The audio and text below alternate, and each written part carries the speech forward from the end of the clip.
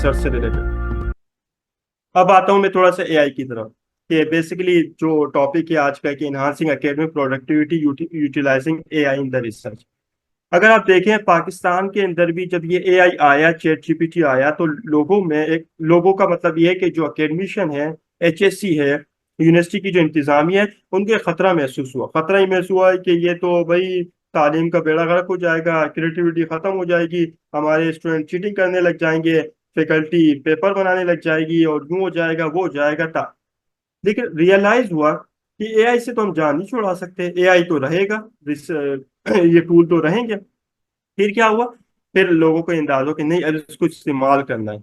अब इस्तेमाल कैसे करना है? इस्तेमाल करना है in positive way, in in productive way.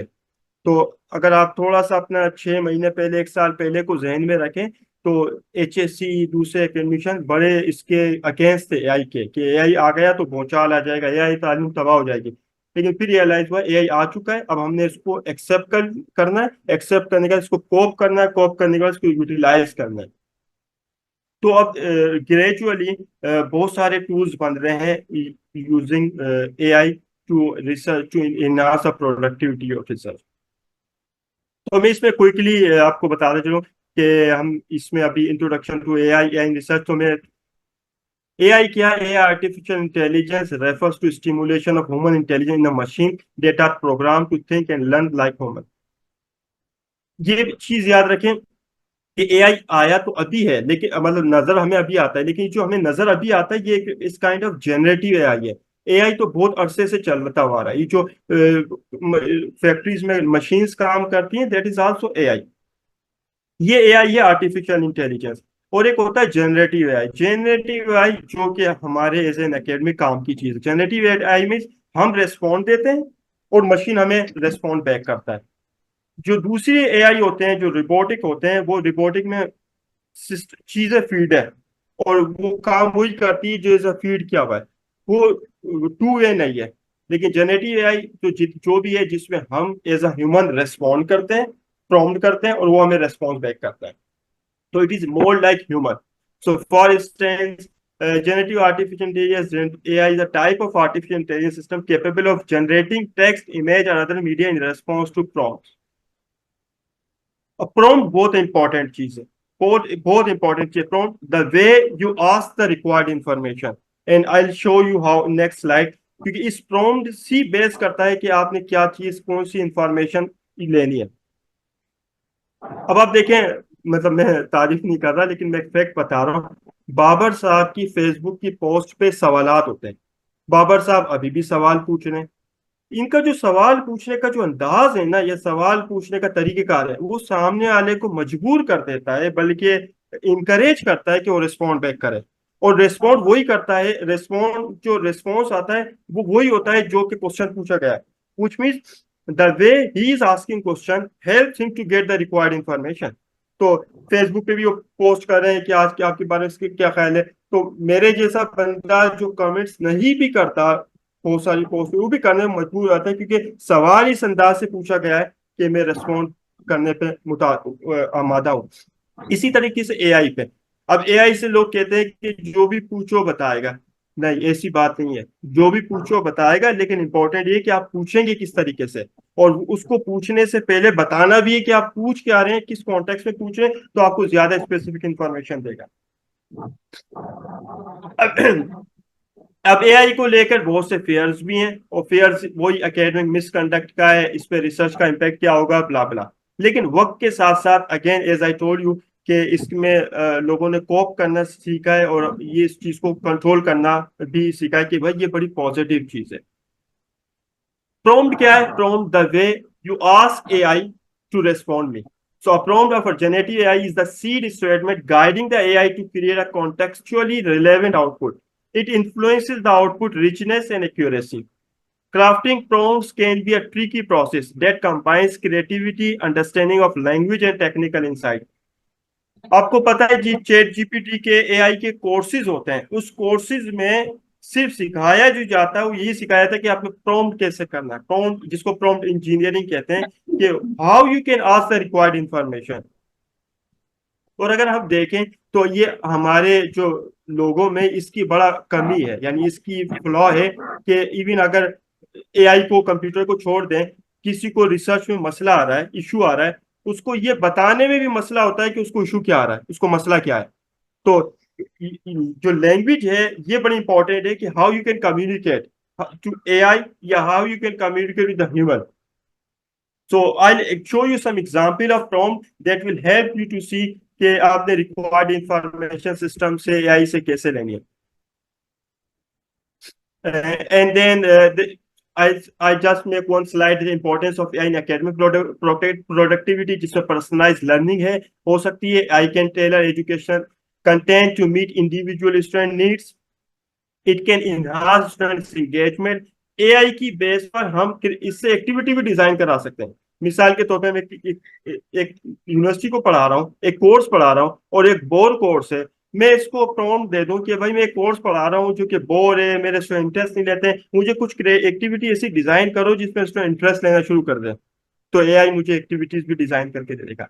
And I show you some now. पहले मैं कुछ ये 2-3 स्लाइड से कवर कर दूं। And streamline research pro, AI can automate the literature review and other. और ये एक और मैं आपको एक एआई का टूल दिखाऊंगा जिसमें वो मैपिंग भी करके देगा। मैपिंग से मुराद ये जो बिब्लियोग्राफिक एनालिसिस होता है कि मेरा आर्टिकल बाबर साहब ने पढ़ के साइट किया, बाबर साहब ने किसी और का पढ़ के साइट किया, मेरा किसने किसको किया, तो इस काइंड ऑफ एक मैपिंग भी हो जा सकती है using AI. AI tool for education में चैटबॉट है जिसमें example for student support, intelligent tutoring system में एआई बेस्ड प्लेजरिज्म चेकर्स है। ये टर्निटिन जो है, टर्निटिन अब एआई के कंटेंट को भी चेक करता है, और जितने भी एआई जो सिमिलरिटी इंडेक्स को या प्लेजरिज्म को चेक करने वाले टूल है, अब एआई के कंटेंट को भी चेक करते हैं कि आया जो कंटेंट वो एआई से जनरेट हुआ है या नहीं हुआ। टीचिंग मटेरियल जो है हम डेवलप करा सकते हैं एआई के साथ, एआई से। इवन प्रेजेंटेशन है, स्लाइड्स है, ये जो ये सेशन की स्लाइड है, ये मैंने बनाई है कुछ, लेकिन इसी तरह की स्लाइड्स मैं एआई से भी बनवा सकता हूँ। इवन बनी बनाई पीपीटी भी बना के दे देगा, अगर उसको मैं प्रॉम्प्ट जितना कंप्रहेंसिव प्रॉम्प्ट दूंगा उतनी मुझे डिटेल पीपीटी बना के देगा। असेसमेंट टूल डेवलपमेंट, जो टूल्स हैं टेस्टिंग के, असेसमेंट के, वो भी डेवलप कराए जा सकते हैं। इवन जो रिसर्च के टूल हैं वो भी डेवलप कराए जा सकते हैं, क्वालिटी एंड क्वांटिटी की। okay. तो एआई जो है बेसिकली प्लानिंग से लेकर पब्लिकेशन तक। अब मैं स्पेसिफिकली बात करूं अगर रिसर्च में, तो एआई प्लानिंग से लेकर रिसर्च के पब्लिकेशन के तमाम स्टेजेस में यूज हो सकता है। जिसमें एक टॉपिक है कि मेरे जहन में एक आइडिया आ रहा है कि यार इस पे रिसर्च होनी चाहिए, मैं एआई से पूछता हूँ कि मैं इस मेरा इंटरेस्ट इस पे है, मैं काम इस पे करना चाहता हूँ, जरा मेरी गाइड करो, मुझे हेल्प करो कि मैं क्या करूँ। तो वो भी एआई आपको बता सकता है। इवन अगर आप एमफिल पीएचडी कर रहे हैं या फैकल्टी मेंबर हैं, या फॉर एग्जांपल मैं हूं, मुझे क्वालिटेटिव रिसर्च थोड़ा कमजोर आता है, तो मैं एआई को कह सकता हूं कि मुझे मुझे ये आप ये जायजा ले लें, एआई से आप जायजा लें कि मुझे क्वालिटेटिव रिसर्च कितना आता है कितना नहीं आता, ये भी कर सकते हैं। Okay, chat GPT. अब मैं कुछ एक टूल दिखा देता हूँ, मतलब चैट जीपीटी का तो आपको पता है, पावर क्वेश्चन जनरेटिव, ये भी एआई जनरेटिव है। तो आप लोगों ने ग्रामरी का नाम सुना है कभी, और उसका टर्बो स्क्राइब का नाम सुना है कभी?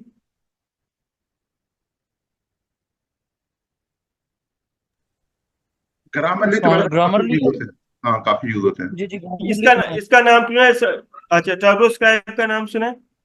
नो, मैंने नहीं सुना हुआ। टर्बो स्क्राइब नहीं सुना ये हुआ। बड़ा जबरदस्त, ये बड़ा जबरदस्त टूल है। और देखें, वो ये जरूरत इजाद की माँ है। ये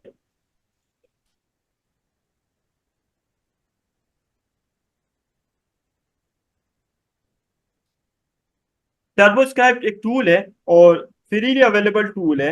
ये क्या करता है, ये अगर आप कोई क्वालिटेटिव डेटा कलेक्ट करता है, क्वालिटेटिव डेटा यूजिंग इंटरव्यू और फोकस ग्रुप डिस्कशन, अगर उसकी ट्रांसक्रिप्शन करनी है ये ट्रांसक्रिप्शन करके देगा, अगर इवन उसकी ट्रांसलेशन करनी है ट्रांसलेशन भी करके देगा।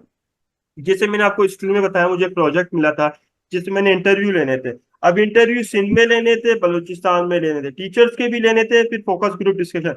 अब इंटरव्यू है 30-30 मिनट के, 20-20 मिनट के, वो इंटरव्यू मैंने लिए थे उर्दू में।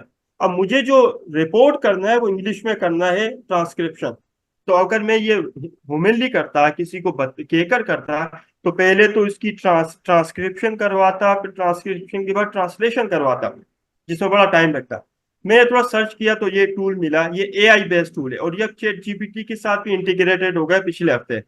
ये टूल क्या करता है, अगर इसमें फ्री वर्जन यूज करें, free version up to 3 transcription कर सकते हैं एक दिन के अंदर, दूसरे दिन मजीद 3 कर दें। इसमें आपकी कोई भी ऑडियो फाइल है, जो इंटरव्यू है, फोकस ग्रुप डिस्कशन है। अब देखिए, अगर आपने कभी फोकस ग्रुप डिस्कशन किया हो तो फोकस ग्रुप डिस्कशन की ट्रांसक्रिप्शन बहुत बहुत मुश्किल होती है, क्योंकि उसमें मल्टीपल लोग बात कर रहे होते हैं। इवन ये जो अभी या सेशन ले रहे हैं, इसकी रिकॉर्डिंग हो रही है, इस रिकॉर्डिंग की भी ट्रांसक्रिप्शन चाहिए ना, तो अब मैं टर्बोस्क्राइब को यूज कर सकता हूँ। टर्बोस्क्राइब में फाइल, जो भी आपकी ऑडियो फाइल है, वो ऑडियो फाइल अपलोड करें। लेट से कोई भी ऑडियो फाइल अपलोड कर दें, और वो ऑडियो फाइल जो है ऑटोमेटिकली इसमें ट्रांसक्राइब कर देगा, ट्रांसक्राइब भी कर देगा, इवन ट्रांसलेट भी कर देगा। अगर आपने उर्दू में इंटरव्यू लिया, उसके इंग्लिश में करना है, ये उसको इंग्लिश में भी कर देगा। और 99% इसमें एक्यूरेसी है। तो इवन अगर इंटरव्यू के दौरान कोई बंदा खांसता है, हंसता है, पॉज लेता है, वो भी इसमें शो होगा कि ये पॉज लिया। तो ये बड़ा जबरदस्त टूल है रिसर्चर के लिए, आपके अच्छा, बहुत सारे काम को आसान कर देगा। डॉक्टर साजिद, ये फ्री है या ये पेड है? टर्बोस्क्राइब फ्री है, फ्री भी है, पेड भी है, फ्री भी है, पेड है? पेड भी है। जो फ्री ठीक। वर्जन है वो आप 3 ट्रांसक्रिप्शन एक दिन में कर सकते हैं, और जो पेड है वो अनलिमिटेड है। लेकिन अगर आप एक दिन में 3 भी कर रहे हैं, बस आपका काम तो चल रहा है ना, तो फ्री भी कर सकते हैं। ये सारे अब देखो मैंने फ्री में किए हैं। अब देखिए, एक फैकल्टी मेंबर है, वो क्या करता है, वो ऑडियो में बात करता है कोई भी माशरे के इशू पे, जैसे बाबर साहब फेसबुक पे पोस्ट करते हैं, राइट अप करके वो बोलता है कि जी हमारे मुल्क में तालीम का ये हाल है, और फला हाल है, वगैरह वगैरह। 4-5 मिनट की तकरीर करता है। मुझे फिर उसने कहा यार इस तकरीर को टेक्स्ट में लेकर आओ, मैं चाहता हूँ कि ये मैं फेसबुक पे, व्हाट्सएप पे शेयर करूँ। मैंने टर्बोस्क्राइब यूज किया, और 1 मिनट के अंदर उसने वो ट्रांसलेशन भी दे दी, ट्रांसक्रिप्शन भी दे दी। वो इतना खुश हुआ, अभी बार बार भेजता है। कहने का मतलब ये है कि अगर आप अपनी वीडियोस भी बनाना चाहते हैं ना यूट्यूब के लिए, और अगर कंटेंट डेवलप करना चाहते हैं, तब भी ये टूल बड़ा यूजफुल है।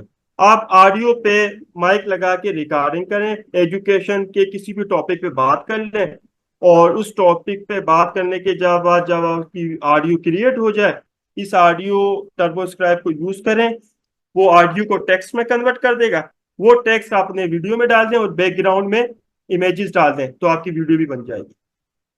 तो ये इंटरव्यू के लिए भी यूजफुल है, अगर आपने कोई वीडियो कंटेंट डेवलप करना है उसके लिए भी बड़ा यूजफुल है।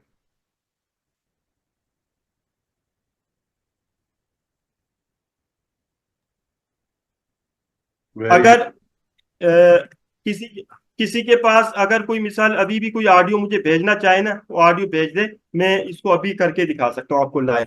तो वो ज्यादा इजी हो जाएगा, यानी आपको क्लियर हो जाएगा बेसिकली इसकी एक्यूरेसी कितनी जबरदस्त है। कि ये मैंने 2-3 महीने, 4 महीने से ट्राई किया है, और तकरीबन 20 से 25 इंटरव्यू इसमें, इंटरव्यू भी, फोकस ग्रुप डिस्कशन भी, और इसका रिजल्ट जबरदस्त रिजल्ट है। इसके अलावा जो चैट जीपीटी है, वो सबने यूज किया होगा, आई एम श्योर। लेकिन चैट जीपीटी ने बहुत जबरदस्त जो फीचर्स हैं, लाइक इसके अंदर आप इमेज क्रिएट करा सकते हैं, प्रॉम्प्टिंग कर सकते हैं, और प्रॉम्प्टिंग से आप उससे रिक्वायर्ड इंफॉर्मेशन ले सकते हैं। इवन बहुत सारे लोगों को पता नहीं होगा, इससे आप डेटा भी एनालिसिस करा सकते हैं। डेटा एनालिसिस के अलावा, क्योंकि मेरा डेटा एनालिसिस एरिया है, मुझे अंदाजा है कि 3 स्टेजेस होते हैं किसी भी रिसर्च की डेटा एनालिसिस में। पहला स्टेज ये हो कि मुझे पता हो कि मेरा मेरा जो हाइपोथेसिस है, या रिसर्च क्वेश्चन या ऑब्जेक्टिव है, ये इसमें कौन सा स्ट्रेटेजिकल टूल लगेगा। दूसरा, उसका एनालिसिस करना कि टूल में कंडक्ट कर रही है, यानी स्टैटिकल टेस्ट कंडक्ट करना। और तीसरा, उसकी रिजल्ट्स की इंटरप्रिटेशन। तो कोई भी जो डेटा एनालिसिस है, रिजल्ट का चैप्टर, ये 3 स्टेज होता है कि पहला मुझे पता हो कि मैंने टेस्ट कौन सा कंडक्ट करना है, दूसरा मैंने एक्चुअली टेस्ट कंडक्ट करना है, और तीसरा जो टेस्ट का रिजल्ट है उसकी इंटरप्रिटेशन। ये तीनों काम चैट जीपीटी भी कर सकता है। तो आपको ये बुक, यूट्यूब, ये भी यूजफुल चीज होगी, लेकिन ये तीनों काम चैट जीपीटी भी कर सकता है। अभी चैट जीपीटी है, इसको अगर मैं अपने ऑब्जेक्टिव्स दे दूं ना, और मैं कहूँ इसके हाइपोथेसिस बनाए, और मुझे ये भी बताए कि इसमें रिसर्च क्वेश्चन कौन सा लगेगा, सॉरी स्टडी का टेस्ट कौन सा लगेगा, तो वो भी मुझे वो हेल्प कर सकता है। तो अगर आपको कोई कुछ सवाल है, कोई मसला है, तो मीनवाइल पूछ सकते हैं। ये इसमें आपको आपको सामने क्या नजर आ रहा है? सर मुझे सवाल पूछना है। जी जिस तरह ये हम प्लेजरिज्म की बात करते हैं ना, तो इसमें जी जो जी। हम एनालिसिस और ये जब करेंगे तो ये मसला नहीं आएगा। हाँ, बड़ा अच्छा क्वेश्चन है। नहीं, ये मसला नहीं आएगा। वो मसला इसलिए नहीं आएगा, देखिए जो टेक्स्ट होता है ना, वो टेक्स्ट इसके पास अपना एक डेटाबेस है, उस डेटाबेस से निकालता है और वो आपको हम्म। देता है। एनालिसिस तो आपका अपना डेटा है, उस डेटा में 2 जमा 6 है, 5 जमा 15 है, वो जो डेटा है वो इसने उसी टाइम कैलकुलेट करके आपको भेजा है। हम्म। मेरी बात समझ में आ रही है? ठीक। तो जो टेक्स्ट होता है वो पहले से मौजूद डेटा बेसिस में से प्रोसेसिंग करके आपको निकालता है, जो कि सिस्टम डिटेक्ट कर लेता है कि एआई जनरेटेड टेक्स्ट है। लेकिन जो हम्म। रिजल्ट्स होते हैं वो रिजल्ट तो बेस करते हैं इसके अपने डेटाबेस पे नहीं, बल्कि आपके डेटा पर, क्योंकि वो आपका स्पेसिफिक डेटा होता है। तो अगर आपके पास डेटा आपने कलेक्ट किया, आप एक्सेल की फाइल इसको अपलोड कर दें, अपने रिसर्च ऑब्जेक्टिव दे दें, ये डेटा एनालिसिस कर देगा। ये क्या यूज करता है? ये पाइथन यूज करता है। पाइथन जो कि फ्री में है, तो ये पाइथन में एनालिसिस करके वो सब कुछ एनालिसिस करके रिजल्ट प्रोड्यूस कर देता है। अगर आप एसपीएसएस यूज करते हैं तो वो भी रिजल्ट सेम आएगा। पाइथन करते हैं तो बेसिकली ये चूंकि पाइथन फ्री में है, तो ये पाइथन यूज करता है और रिजल्ट निकाल के देता है, और इवन ग्राफ भी और बना सकता है। इवन सर जब हम एनालिसिस करवा लेते हैं, जो हमारी फाइंडिंग्स आती हैं, रिजल्ट्स आते हैं, उसकी इनकी इंटरप्रिटेशन जो होती है वो भी प्लेजराइज नहीं होती, क्योंकि वो भी ऑन द स्पॉट ही वो हमारे डाटा से ही जनरेट कर रहा होता एग्जैक्टली Yes. एग्जैक्टली ऐसे। दूसरी बात सर आप ये जो सबको भी बता दूं कि जो पेलेजिज्म डिटेक्शन सॉफ्टवेयर है, टर्निटिन, आई ऑथेंटिक, ये भी अभी 26 जून 2024 तक भी एक्यूरेट नहीं है, रिलायबल मतलब एक्यूरेट नहीं है। विच मीन्स अगर आप कोई कंटेंट एआई से जनरेट कर रहे हैं तो लाजमी बात नहीं, 100% कंफर्म नहीं है कि वो टर्निटिन में पकड़ में आ जाएगा। अच्छा। दूसरा सर। ये भी मुमकिन है कि कोई कंटेंट आप लिखें और हम्म। टर्निटिन ने उसको एज एआई डिटेक्ट कर ले, ये भी मुमकिन है। वो इसलिए क्योंकि वो पैटर्न चेक करता है, कुछ वो लैंग्वेज को देखता है। हम चूंकि नॉन इंग्लिश नेटिव्स हैं, हमारी इंग्लिश में थोड़ा ग्रामेटिकल का ज्यादा ख्याल होता है। जो अमेरिकन होते हैं वो ग्रामर का शायद इतना ख्याल नहीं रखते हैं। तो ये भी कुछ ज्यादा, मतलब ये लाजमी बात ये है कि आपने एआई से कंटेंट निकाला है तो टर्निटिव में पकड़ में आ जाएगा। और ये भी कंफर्म नहीं है कि अगर आपने खुद लिखा है और टर्निटिन कहे कि ये आपने खुद लिखा, हो सकता है कि ये कुछ कंटेंट एआई मेरे जनरेटेड। साथ भी हुआ था। मैंने खुद जो लिखा था वो आया था कि ये एआई जनरेटेड है, और जो मैंने एआई हाँ, जनरेटेड किया था उसमें कुछ नहीं आया था। तो बस हाँ, ये इससे आप अंदाजा लगाएं, हो सकता है आपकी राइटिंग इंग्लिश अच्छी होगी। दूसरा जो ग्रामरी यूज करते हैं ना, ग्रामरी सेंटेंस स्ट्रक्चर को ठीक करने के लिए, ग्रामरी भी एआई, क्योंकि एआई टूल है, एआई की प्रोडक्ट है, तो वो भी टर्निटिन में पकड़ में आता है, क्योंकि that is also one of the tool of AI. तो दूसरा, ग्रामर अगर में आपने नहीं होता। अगर अब बस करनी चाहिए, लेकिन बेसिक स्ट्रक्चर तक, सेंटेंस स्ट्रक्चर तक करेंगे ना तो फिर वो पकड़ में आ जाएगा, यानी पूरे पूरे सेंटेंस को चेंज करना वो बेहतर नहीं है। दूसरा और ये क्यू कि बोर्ड। जी, वो तो बिल्कुल भी क्यू नहीं करना बोर्ड। चाहिए, क्योंकि वो भी मतलब बोट है ना, वो तो एआई का टूल है। क्यूबोर्ड तो खुद पैराफ्रेजिंग टूल है, जो कि अभी का नहीं, बहुत पहले का बना हुआ है। और क्यूबोर्ड हम्म। यू मतलब ये तो एआई तो अभी आया है, क्यूबोर्ड तो बहुत पहले का है। लोग पहले क्या करते थे, किसी और का पीडीएफ का आर्टिकल होता था, क्यूबोर्ड में डालते थे ताकि उसकी पैराफ्रेजिंग हो जाए। तो अब तो हम्म। और ज्यादा वो एआई बेस्ड हो गया है, तो उसका तो मैं स्ट्रांगली डिस्करेज करता हूँ कि ना यूज किया करें। बेहतर है आप खुद कर लें, वो आपको ज्यादा टाइम सेविंग और इफेक्टिव होता है rather than cuboid. Okay. Thank you. हाँ डॉक्टर साहब, ये जो क्वालिटेटिव एनालिसिस है, क्या ये भी मुमकिन है चैट जीपीटी के जरिए? जबरदस्त, बिल्कुल हाँ, ये भी मुमकिन है। लेकिन as an ethical I would suggest कि क्वालिटेटिव रेस्पॉन्सेज को आप खुद भी एक बार पढ़ें, समझें, और फिर चैट जीपीटी से कहें कि भाई इसकी मेजर थीम सब थीम निकाल के दिखा दे, तो वो कर देगा।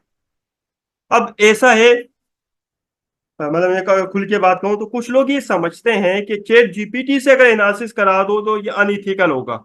मैं इसको अनइथिकल नहीं समझता, क्योंकि अगर ये अनइथिकल है तो अगर कोई एसपीएसएस यूज करता है, एनवीयू यूज करता है, तो वो भी अनइथिकल है, क्योंकि एसपीएसएस भी एक टूल है जो आपको रिजल्ट्स दे रहा है, जो कि आपने बाय एनालिसिस हैंड करके नहीं दे रहा किया, एनालिसिस कर जो बाय हैंड नहीं किया। तो ये जब आपको मतलब मैंने जब पढ़ा ना तो अंदाजा हुआ एसपीएसएस 60s में आया, 1960 में।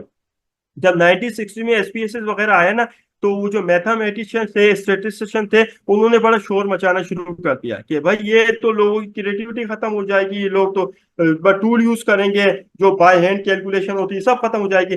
लेकिन ये अंदाजा हुआ कि भाई ये टाइम भी कितना बचा रहा है। तो इसी तरीके से ये जो अभी चैट जीपीटी है, दूसरे टूल है, ये अनइथिकल नहीं है इसको यूज करना, इथिकल है, क्योंकि इससे आपका टाइम बच रहा है, आपकी जो एनर्जी या टाइम किसी और प्रोडक्टिव काम में लगा सकते हैं, आप वह लगा सकते हैं, बजाय ये कि एक चीज को बार बार पढ़ना है। आप एक बार पढ़े, चैट जीपीटी को दे और अपने ऑब्जेक्टिव्स वगैरह बता दे और उसको बोले इसमें से मेजर थीम सब थीम निकाल दे, वो करके देगा। इवन वर्ड फ्रीक्वेंसी भी काउंट करके देगा कि एक पर्टिकुलर वर्ड कितनी बार काउंट हुआ है। ग्राफ बनवाना, ग्राफ भी बना देगा। अगर आपके पास कोई है अभी डेटा मेरे पास भेज दें तो मैं आपको अभी लाइव करके भी दिखा सकता हूँ। सर इसमें बिल्कुल ग्राफिंग भी करता है ये, और इसके साथ साथ रिसर्च आर्टिकल का रिव्यू भी कर देता है कि अगर आप रिसर्च आर्टिकल इसे देते हैं और कहते हैं इसको रिव्यू करके दें, यानी इसमें कौन कौन से टूल यूज हुए हैं, सॉरी स्टैटिस्टिकल टेस्ट यूज हुए हैं और क्या वो यूज होने चाहिए थे कि नहीं यूज होने चाहिए थे, तो वो एनालिसिस भी कर देता है। बिल्कुल, हाँ, एग्जैक्टली ऐसे ही।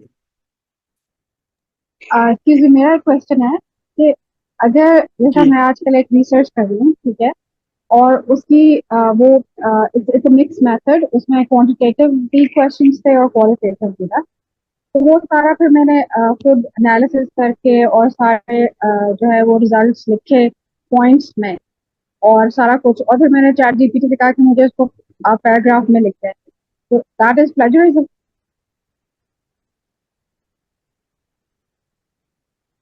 अब बड़ा अच्छा क्वेश्चन है। असल में अब ये डिपेंड करता है ना कि आपने कितना उसको कंटेंट दिया था और कितना उससे लिखवाया है, और फिर वो नहीं, असल में टर्निटिव ने उसको। कंटेंट, हाँ जी, कंटेंट सारा मेरा था, ठीक है, लेकिन आप वो जैसा यूं है कि भैया आप उसको थोड़ा ब्यूटिफाई करते हैं, यू नो, बिल्कुल स्पेशली जब आप बिल्कुल, रिपोर्ट एग्जैक्टली, हाँ। राइटिंग करते हैं, हम्म, रिपोर्ट राइटिंग करते हैं, और सिंस वी आर नॉट मतलब जो हमारी, ठीक है, इंग्लिश जितनी मर्जी भी अच्छी हो, लेकिन जो इंटरनेशनल ऑर्गेनाइजेशंस हैं, अगर आप उनको एक रिपोर्ट का उनका एक फॉर्मेट होता है, और उसको थोड़ा सा ब्यूटिफाई करने के लिए अगर चैट जीपीटी में डालते हैं, और आपका अपना डाटा है, आपने खुद रिजल्ट लिखे हैं, उसको बताया है, और वो आपके रिजल्ट को इंटरप्रेट कर रहा है, तो वो भी क्या प्लेजरिज्म में आएगा या क्या? नहीं, देखिए, अगर आपके अपने पॉइंट्स हैं और अगर आप उसको कहते हैं, देखिए, असल में मेरी नजर में तो वो प्लेजराइज नहीं है, चीटिंग नहीं है, क्योंकि आइडिया आपके हैं। असल में ये आइडिया भी, डिपेंड और करता है दूसरा कंट्री ये टू कि हम कंट्री। तो सिर्फ कंटेंट ले ही नहीं रहे, हम तो उसको कुछ कह रहे हैं, हम तो कंटेंट, सिर्फ उसको कह रहे हैं कि हमने जो आपको बताया है उसको थोड़ा सा अच्छी इंग्लिश में लिख दो। हाँ बिल्कुल। अब देखें, कंटेंट टू सर मैं यहाँ पे कंट्री चेक टू, करना चाहूँ। मैं एक चीज ऐड करता जो कंट्री टू कंट्री एक चीज वेरिएशन है। पाकिस्तान में अगर आप पीएचडी कर रहे हैं और अगर आप स्टेटिस्टिक्स में माहिर नहीं है, और अगर आप किसी बंदे को कहते हैं, किसी भी एक्सपर्ट्स को कहते हैं कि यार मेरे लिए डेटा एनालिसिस करके दे दो, ठीक है, अब ये बात आप सुपरवाइजर को पता चल जाए, यूनिवर्सिटी को पता चल जाए, बहुत बड़ा हंगामा आ जाएगा कि यह काम आपका आपने किसी और को क्यों दिया या किसी और से क्यों करवाया। वो ये समझेंगे ये चीटिंग है, यानी अनइथिकल है कि आपने अपना काम किसी और से कराया। जबकि फॉरेन कंट्रीज में, डेवलप कंट्रीज में ये चीटिंग नहीं है। ये चीटिंग इसलिए नहीं है क्योंकि आपकी महारत आपकी एजुकेशन टेक्नोलॉजी में हो सकती है, आपकी महारत फिलोसफी में हो सकती है, आपकी आप रिसर्च कर रहे हैं टीचिंग फिलोसफी पे, पर टीचिंग फिलोसफी में जब आपने डेटा कलेक्ट किया, डेटा एनालिसिस करना है, डेटा एनालिसिस में कोई स्ट्रेटेजिक टूल यूज करना है, अब आप स्ट्रेटेजिकल एक्सपर्ट नहीं है, आप किसी और को हायर कर सकते हैं टू डू दिस जॉब, तो that is ethical. Similarly sir even आप इवन हम एक डेटा में कलेक्शन मदद। इवन एग्जैक्टली में एक इवन डेटा कलेक्शन है, डेटा कलेक्शन अब पाकिस्तान में एक्सपेक्ट ये किया था डेटा कलेक्शन रिसर्चर ने खुद करनी है, फॉरेन में ये एक्सपेक्ट नहीं किया था। फॉरेन में वो कहते हैं आप किसी और को हायर कर लें, आप इनोवेटर हायर करें। इवन अमेरिका में, यूके में ऑर्गेनाइजेशन है, जो ऑर्गेनाइजेशन को अपनी रिक्वायरमेंट बता दें, पार्टिसिपेंट बता दें, पार्टिसिपेंट डेमोग्राफिक बता दें, वो आपसे कुछ पैसे लेंगे, आपको डेटा कलेक्ट करके दे देंगे। आप ये देखें, एक सिंपल सी चीज देखें, अमूमन पाकिस्तान में आप थीसिस करते हैं, ओके हो जाता है, फिर कमेटी कहती है आप इसको जी प्रूफ रीडिंग करा दें, प्रूफ नहीं रीडिंग करा। करा दें। अब भाई प्रूफ रीडिंग करा दें, तो प्रूफ रीडिंग कराना भी तो किसी और की सर्विस लेना है ना। जब प्रूफ रीडिंग के लिए हम किसी और की सर्विस ले सकते हैं, तो डेटा एनालिसिस के लिए किसी और की सर्विस क्यों नहीं ले सकते? तो ये कंट्री टू कंट्री वेरी करता है। मेरी नजर में हर चीज इथिकल है, unless it is your own idea, own thinking and own, और आप पूरी तरह उसके अंदर इन्वॉल्व हो। अगर आप किसी को ये कहते हैं मेरे लिए चैप्टर 4 लिख कर दे दो, दैट इज अनइथिकल। लेकिन अगर आप उसको बताते हैं कि आज ये मेरा ऑब्जेक्टिव है, मुझे स्टैटिस्टिकल एनालिसिस नहीं आती, मेरी हेल्प कर दो और फिर मुझे थोड़ा सा एक्सप्लेन कर दो ताकि मैं डिफेंस करने के काबिल हो जाऊं, that is ethical, because you hire the service of someone else for something in which you are not expert on. फाइका पूछना चाह रही है सवाल और डॉक्टर इब्राहिम पूछना चाह रहे हैं। पहले जी फाइका। सर, जी। अस्सलाम वालेकुम। जी डॉक्टर बाबर, एक्चुअली मैं सवाल नहीं पूछना चाह रही, मैं ये मिस नादिया जो बात कह रही थी कि अगर हम इसको ब्यूटीफाई करवाने के लिए और इफ वी रन थ्रू जो हमारा डाटा है, जो हमारा सारा कलेक्शन है, रिटन लिटरेचर है, and if we run that data through chat GPT और जेमिनाई, तो जो टर्निटिन का फीचर है सर, वो उसको एआई में डिटेक्ट कर लेगा। तो I request all the researchers जो यहाँ पे, क्योंकि ये अभी हम लोग यूनिवर्सिटी में जो काम कर रहे हैं, तो उसमें हमारे पास ये 2 केसेस ऐसे आए कि हमारे स्टूडेंट्स ने सब कुछ खुद लिखा था, लेकिन बिकॉज ऑफ सम एरर्स और not very good English, they got their data run through Turnitin उसमें चैट जीपीटी में, और वो सारा का सारा डाटा जब टर्निटिन पे आया उसको प्लेजरिज्म चेक करने के लिए, तो 90% उसने एआई का टैग लगा के दे दिया। और अब मसला ये आ रहा है कि वो जितना उसको रिफ्रेस कर रहे हैं, वो तब भी, क्योंकि वो एक बार एआई पे आ गया, तो उसका रिडक्शन जो है वो बहुत चैलेंजिंग हो रहा है। तो मैं ये सबको जब सर कह रहे थे, तो मैंने यही बताया कि बाहर में शायद अब्रॉड में जो है वो they are broad minded, they know कि आइडिया इज योर्स, बट अभी यहाँ पे जो है वो टर्निटिन इसको बिल्कुल भी बख्श नहीं रहा कि जो लोग भी एआई को इस तरह से यूज कर रहे हैं कि अपना सब कुछ लिखा हुआ है, लेकिन सिर्फ ग्रामेटिकल एरर्स मिटाने के लिए या सेंटेंस स्ट्रक्चर को इम्प्रूव करने के लिए एक बार उन्होंने चैट जीपीटी या जेमिनाई पे डाला, वो सारा एआई डिटेक्ट हो जाएगा। और एआई का जो रिडक्शन है ना, वो बहुत चैलेंजिंग है अभी। इसलिए तो बस मैं एक सजेशन, मेरे 2 सेंट्स थे जो मैं शेयर करना चाह रही थी। Thank you sir. इब्राहिम का कमेंट ले लेते हैं। जी डॉक्टर इब्राहिम। सर 2 बातें हैं। एक तो मैं जो फाइका जो है उनकी बात को सेकंड करूंगा, क्योंकि हमारे साथ भी एक हो चुका, एक स्टूडेंट का पेपर था, वो हमने ग्रामर के लिए टर्निटिन में डाल दिया, तो फिर बाद में मसला बन गया। तो वो आपने एक दफ़ा डाल दिया तो वो उसको उसी तरह से एआई ही कंसिडर करता है। सेकेंडली मैं साजिद साहब से जानना चाहूँगा कि दुनिया भर में कहीं पे किसी भी मुल्क में एआई के हवाले से कोई पॉलिसी है कि कैसे वो एआई जनरेटेड डॉक्यूमेंट्स को या किसी भी चीज़ को कैसे वो ट्रीट करते हैं? अभी तक पाकिस्तान में हम लोग जो है एआई को जो है एज ए प्लेजरिज्म यूज़ कर रहे हैं। 19% से ज़्यादा नहीं होनी चाहिए जो वो होती है, लेकिन पाकिस्तान में तो मेरी नज़र से कोई पॉलिसी नहीं गुजरी है। अगर बाहर कहीं पे कोई पॉलिसी हो जो एआई के कॉन्टेक्स्ट में हो तो बताइए। हाँ, थैंक यू सो मच। एक तो पाकिस्तान में पॉलिसी ड्राफ्ट हुई है, लेकिन वो जो ड्राफ्ट जो हुई है एचएससी ने किया, वो भी वेग किस्म की है, यानी वो सब्जेक्टिव है कि जी होगा, सुपरवाइजर चेक करेगा, कमेटी होगी, ये वो। स्टेट अवे नहीं है कितने % अलाउ है, इतने % अलाउ नहीं है। फॉरेन में भी पॉलिसी ये है कि कोई भी कंटेंट एआई से जनरेटेड नहीं होना चाहिए। हाँ, वो यही बात है कि सुपरवाइजर के पास इख्तियार है। अब again country to country vary करता है। सुपरवाइजर जो कि ऑल इन ऑल होता है, सुपरवाइजर के पास ये इख्तियार है कि अगर वो ये देखता है कि कंटेंट ऑथर का खुद का लिखा हुआ नहीं है, एआई से जनरेट कर आया हुआ है, तो वो उसको डिसरिगार्ड कर दे, इग्नोर कर दे। अगर उसने देखा है कि कंटेंट ऑथर ने लिखा है लेकिन उसकी प्रूफ रीडिंग, लैंग्वेज करेक्शन उसने एआई से या ग्रामरी से की है, तो इसको काबिल मतलब माफी समझा जाता है। तो पॉलिसी यही है कि कंटेंट जो है, टेक्स्ट कंटेंट, वो एआई जनरेटेड नहीं होना चाहिए। कितना % होना चाहिए, कितना % नहीं होना चाहिए, परसेंटेज कोई तय नहीं, इवन एचएससी की पॉलिसी में भी नहीं है और इंटरनेशनल। बस ये सब्जेक्टिव है कि इसको आपने सुपरवाइजर ने, कमेटी ने चेक करना है कि कोई एआई जनरेटेड कंटेंट तो नहीं है। अनफॉर्चुनेटली पाकिस्तान के अंदर टर्निटिन को ऑल इन ऑल समझ लिया है, सुपरवाइजर ने भी, यूनिवर्सिटी के क्यूईसी डिपार्टमेंट ने भी, कि 19% से कम हो तो एक्सेप्टेबल है, 19% से ज्यादा हो तो एक्सेप्टेबल नहीं है, जो कि एक गलत परसेप्शन है, क्योंकि अगर 19% से कम भी हो still that draft can be plagiarised, और 19% से ज्यादा हो still that draft can be author own work. ये डिपेंड करता है, कॉन्टेक्स्ट टू कॉन्टेक्स्ट डिपेंड करता है, क्योंकि अगर मैं 2 पैराग्राफ कॉपी करता हूँ किसी और के आइडियाज को और अपने थीसिस में आर्टिकल में लिखता हूँ, मेरा सिमिलरिटी इंडेक्स 10% आएगा। अब 10% सिमिलरिटी इंडेक्स आ गया, सुपरवाइजर ने या कमेटी ने कहा तो 10% है, HSC का 19% आ रहा हो, चलो जी जाने दो, जाने दिया, लेकिन इसके जो दो पैराग्राफ मेरे लिखे थे किसी और की चीटिंग की हुए थे तो वो इग्नोर हो गए। तो इसी तरीके से फॉरेन के अंदर परसेंटेज कोई रेशो नहीं है टर्निटिन की, बल्कि वो सब्जेक्टिव देखते हैं कि कोई पैराग्राफ जो है कहीं कॉपी तो नहीं किया टर्निट AI से या किसी और के आर्टिकल से। डॉक्टर दूसरा साहब, HSC की जो AI जी आपकी इजाजत से मैं छोटा सा कमेंट कर सकता हूँ उस पर? जी जी जी जरूर जरूर। इत्तेफाक ऐसा है कि 6 माह पहले या 4 माह पहले मेरे एक दोस्त हैं अमेरिका में, उन्होंने मुझसे एक डॉक्यूमेंट, एक गूगल डॉक शेयर किया ड्राइव पे, जो कि अमेरिका की मुख्तलिफ यूनिवर्सिटियों के मुख्तलिफ प्रोफेसरों का उस पर रिस्पॉन्स था, पॉलिसी थी उनके प्रोग्राम की AI के बारे में। अच्छा, उसकी 3 कैटेगरी बताई। मैंने उस डॉक्यूमेंट को बड़े गौर से पढ़ा और उसको कैटेगराइज करने की कोशिश की और समझने की कोशिश की। उसमें 3 तरह की कैटेगरीज थी। एक कैटेगरी वो थे जो ये कहते थे प्रोफेसर के भी आपने चैट GPT को यूज करना है या AI के टूल्स को यूज करना है, लेकिन आपने ये बताना है कि आपने उसको कैसे यूज किया। आप उस पर पूरा नोट लिखेंगे कि मैंने उससे ये प्रॉम्प्ट की, मैंने उसको ये किया, पूरा उसके बारे में पूरा लिखेंगे कि आपने उसको कैसे यूज किया।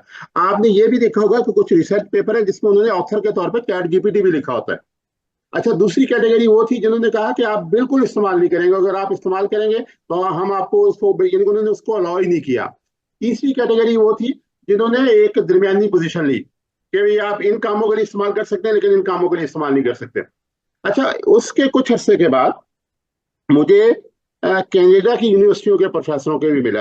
यानी कि मैं कहना ये चाह रहा हूँ कि अमेरिका और कनाडा की यूनिवर्सिटियों के प्रोफेसर वो भी किसी बात पे मुतफिक नहीं, हर एक की अपनी पॉलिसी है अपने प्रोग्राम के मुताबिक और उसकी अपनी सेंस के मुताबिक। जो मुझे उस वक्त समझ आई थी उस डॉक्यूमेंट पे, जो कि मेरा ख्याल 70 के प्रोग्राम्स के प्रोफेसरों के रिस्पॉन्सेस थे, उनकी पॉलिसी थी जिसको मैंने रीड किया था, उसके मुताबिक कोई उन्होंने ये अलाउ किया था कि it should not be more than 20% या 30%, 25%, इससे ज्यादा वो आप उससे हेल्प नहीं ले सकते। वो लोग जो हेल्प का अलाउ कर रहे थे। मैं यहाँ पे क्लोज करता हूँ, अफशां को सवाल करना जा रही है। जी अफशां। जी अस्सलाम वालेकुम। अच्छा, हम ना एक अलग बहस में वैसे चले गए। मेरा ख्याल है कि साजिद का टॉपिक कुछ और था, बट सही है। एनीवे मैं सिर्फ एक छोटा सा कमेंट करूंगी कि इस वक्त मैं एक कैलिफोर्निया स्टेट यूनिवर्सिटी का AI इन हायर एजुकेशन के कोर्स में एनरोल्ड हूँ। और बाबर साहब, आपने जो बात की ना, ये वो रिस्पॉन्सेज हैं जो इनिशियली प्रोफेसर से और टीचर्स से लिए गए थे कि with the use of AI वो इंटेलेक्चुअल प्रॉपर्टी को कैसे देखते हैं और उसके राइट्स को कैसे देखते हैं। इस कोर्स में भी जिसमें मैं एनरोल्ड हूँ, हमें ये सिखाया जा रहा है how can I develop my course policy for using AI। कहीं पर भी ये नजरिया मेरे उससे अभी तक नहीं गुजरा कि there should be a uniform policy for everyone. ऐसा कुछ नहीं है। जो रूल था वो ये था कि सिमिलैरिटी 19% से ज्यादा नहीं होनी चाहिए, 19 to 20 तक प्रूव्ड होती है। जो बात साजिद ने की कि वो है सिर्फ सिमिलैरिटी। प्लेजरिज्म का मीनिंग कुछ और होता है। प्लेजरिज्म का मीनिंग ये होता है कि आपने कोटेशन मार्क्स भी नहीं लगाए, आपने रेफरेंस भी नहीं दिया, आपने ऑथर का नाम भी नहीं लिखा, वो है प्लेजरिज्म। 19% या 20% से ज्यादा सिमिलरिटी नहीं आनी चाहिए। आखिरी बात ये कि मैं सॉरी बात कर रहा हूँ, एक बात जब आप जी बस एक बात मैं सुन कि प्लेजरिज्म तो 1% भी अलाउ नहीं है। जी प्लेजरिज्म का मीनिंग ही और है। सिमिलैरिटी और प्लेजरिज्म हाँ, सिनोनिम्स नहीं है, उसका मीनिंग ही और है। वो गलत तरीके से किसी के भी आइडिया, वर्ड्स, थॉट कुछ भी इस्तेमाल करना, इवन पिक्चर, आखिरी बात मैं ये कहने लगी थी कि जब आप टर्निटिन से भी निकालते हैं और वो आपको एआई का वो निकाल के देता है, तो वो लिखता है कि ये कैलकुलेशन की गई है, सिर्फ मुझे सिखाया गया for example Allama Iqbal open university में प्रोग्राम्ड इंस्ट्रक्शन लिखना, क्योंकि मैंने डिस्टेंस एजुकेशन की किताबें लिखनी होती थी, तो मुझे बुलेट्स में एक ही तरह से हर बार जुमला लिखना शुरू करना था। अगर आप अल्लामा इकबाल ओपन यूनिवर्सिटी की पुरानी किताबें देखें तो वो बिल्कुल ऐसे लिखी हुई है, हर बुलेट उन्हीं फ्रेजेस से शुरू होता है। अब अगर मैं वैसे लिखूं तो एआई का जो टूल है वो उसको प्रोग्राम्ड टेक्स्ट समझता है और वो समझता है कि ये किसी मशीन ने लिखा है, इसलिए वो वहां नोट लिखते हैं कि ये सिर्फ एक असेसमेंट है, ये एक्यूरेट नहीं है और ये कभी एक्यूरेट होगा भी नहीं। तो ये क्लासरूम पॉलिसी जरूर बना रहे हैं टीचर्स, यहाँ ऐसी कोई पॉलिसी नहीं बन रही जो एआई यूज करने को ही रिस्ट्रिक्ट करती चली जाए, क्योंकि ये एआई एक टूल है। साजिद की पहली बात बहुत प्यारी थी कि ये बिल्कुल ऐसा ही टूल है जैसे एसपीएसएस एक टूल है। आप किसी को नहीं रोकते कि जाके उससे रिलायबिलिटी कैलकुलेट करके ले आओ। सिमिलरली आप इससे भी नहीं रोकेंगे।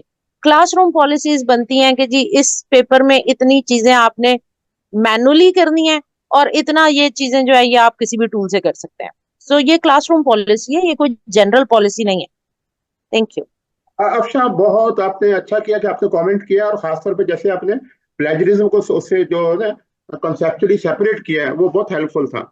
मैं उसमें ना एक छोटा सा कमेंट सिर्फ ऐड करूंगा कि फरीद जकरिया जो है, जो टाइम मैगजीन के एडिटर थे, पिछले दिनों वो एक बड़े प्लेजरिज्म के केस में पकड़े गए, और वो केस ये था कि उन्होंने अपने ही एक आर्टिकल को बगैर रिफर किए दोबारा कोट कर दिया। तो दैट वाज सेल्फ प्लेजरिज्म। तो प्लेजरिज्म पे जो साजिद का कमेंट है ना कि वो एक लाइन का भी वो काबिल बर्दाश्त नहीं है, तो वो अपने आप को भी आप जो है अपने किसी आर्टिकल को बगैर बताए नहीं कर सकते जो पहले पब्लिश हो चुका है। Thank you. अच्छा, बस वही मैं दोबारा एक देखो, खासतौर पे जो एमफिल पीएचडी वाले अगर कोई यहाँ पर हैं, कि देखिए वो जो 19% अलाउ है वो सिमिलरिटी इंडेक्स अलाउ है, ठीक है, प्लेजिज्म अलाउ नहीं है, प्लेजिज्म 1% भी अलाउ नहीं है। अब दूसरी बात ये भी, अगर आप कोई 2-3 पैराग्राफ उठाते हैं, आप सिमिलरिटी इंडेक्स की जो रिपोर्ट आती है आप खुद भी देखें, एज अ सुपरवाइजर मैं भी देखता हूँ, सबको देखना चाहिए कि रिपोर्ट क्या कह रही है। अगर सिमिलरिटी इंडेक्स 15% है, 15% है, जो कि एचएससी के थ्रेशोल्ड से कम है, इट डज नॉट मीन कि ये प्लेजराइज नहीं है। हो सकता है ये प्लेजराइज हो सकता है इसने 4 पेजेस 2 पेज कहीं से प्लेजराइज की, जो टोटल मिलकर वर्ड्स का 5% बन रहा हो, लेकिन वो 5% प्लेजिज्म भी तो प्लेजिज्म हो। तो इसलिए अगर कोई एमफिल पीएचडी खास या न्यूली फैकल्टी वो अगर हबड़ शबड़ में जल्दी जल्दी में कुछ करती है कि यार 30% से कम है, 19% से कम है, एचएससी की तो पॉलिसी, उसको ये ख्याल रखना चाहिए कि अगर कोई कंटेंट प्लेजराइज है तो बाद में उनको गले पड़ जाएगा। तो बाद में याद रखें, आपको सारी जिंदगी असिस्टेंट प्रोफेसर नहीं रहना, आपने कल को डीन डायरेक्टर कुछ इंशाल्लाह बड़ा आदमी बड़ी औरत बनना है, तो उसके लिए आप अभी से कोई ऐसा काम ना करें कि बाद में आपको कंपटीटर आपके खिलाफ केस कर दे कि जी 2024 में जो इसका एक पेपर था वो प्लेजराइज था। तो इसलिए हर चीज अपना कैरियर बिल्कुल साफ रखें। तो similarity index up to 19% allowed because of the common phrases, plagiarism is not allowed, AI content is not allowed. Numan Siddiqui साहब। और नुमान का सवाल लेने के बाद ना डॉक्टर साजिद आप ऐसा कीजिएगा, आप अपने एक दफा थ्रू कर लें अपनी पूरी प्रेजेंटेशन, ताकि बाद उसके बाद फिर सवाल आप ले लें। नुमान का सवाल ले लें। ठीक है जी जी वासफ, बस सवाल नहीं कमेंट ही है कि ये भी इम्पोर्टेंट है। समटाइम ऐसा होता है कि जो सिमिलरिटी इंडेक्स है ना, ये एक्चुअली इंडिकेटर है प्लेजरिज्म का। तो क्योंकि प्लेजरिज्म आप खुद से तो नहीं देख सकते कि ये प्लेजरिज्म है, समटाइम आइडिया क्लैशेस और एटलीस्ट समटाइम्स इट कंबाइंस, मतलब जो मैंने सोचा है वही आपने भी सोचा ना। तो लेकिन इसमें इम्पोर्टेंट जो एस्पेक्ट है ना वो ये है कि आपकी कवरेज ऑफ लिटरेचर कैसी है, क्योंकि अगर आपके पास एक जेन्युइन आइडिया आ भी गया तो ये आपकी जिम्मेदारी है एज अ पीएचडी स्कॉलर कि आप देखें कि ये आइडिया वाकई जेन्युइनली मैंने जो है बिल्कुल नया आइडिया दिया है या ये आइडिया पहले भी फ्लोट करता रहे मार्केट के अंदर या एकेडमिया के अंदर। तो इसलिए जो है रिसर्च की जो आपके जो लिटरेचर है वो भी इसके साथ कंफर्म करना चाहिए जो आपके नए आइडियाज हैं, ताकि आप ये कह सकें कि जो आइडिया मेरा है वही आइडिया जो है बाकी लोगों ने XYZ ने भी यही बात की थी और मैं भी यही बात कर रहा हूँ। तो ये इम्पोर्टेंट है कि देन दैट इज अगेन कि आप प्लेजरिज्म को जना कम करते हैं। इवन अपने जेन्युइन आइडिया को भी लोग जना प्लेजरिज्म के शक्ल में देख सकते हैं अगर आपने उसको सपोर्ट किया प्रीवियस अपनी रिव्यू से। जी बात सर। जी जी साजिद, डॉक्टर साजिद आप प्लीज गो अहेड। जी जी जी। अच्छा, बस मैं एक प्रोसेस दिखा रहा हूँ। असल में मैं ये देख रहा हूँ कि मैंने एक इंटरव्यू कंडक्ट किया। मुझे एक स्टडी करनी थी जिसमें मेरा इंटरव्यू था और फोकस ग्रुप डिस्कशन था। इंटरव्यू मैंने मोबाइल पे कंडक्ट किया। MP3 आ गई। MP3 को मैंने टर्बोस्क्राइब पे डाला। टर्बोस्क्राइब शेयर स्क्रीन। टर्बोस्क्राइब को आपको मैंने बता दिया कि टर्बोस्क्राइब नजर आ रहा है आपको सामने मेरा वेब ब्राउजर? जी ब्राउजर नजर आ रहा है, यस गूगल नजर आ ठीक रहा है, है। तो यहाँ पे ठीक है, वेब ब्राउजर में डाला, टर्बो स्काई में फाइल अपलोड की, जो भी मैंने इंटरव्यू कंडक्ट किया। मतलब ये काम इतना आसान हो गया था कि जस्ट 3 से 4 मिनट के अंदर मैंने इंटरव्यू को भी एनालिसिस कर लिया था। हम्म,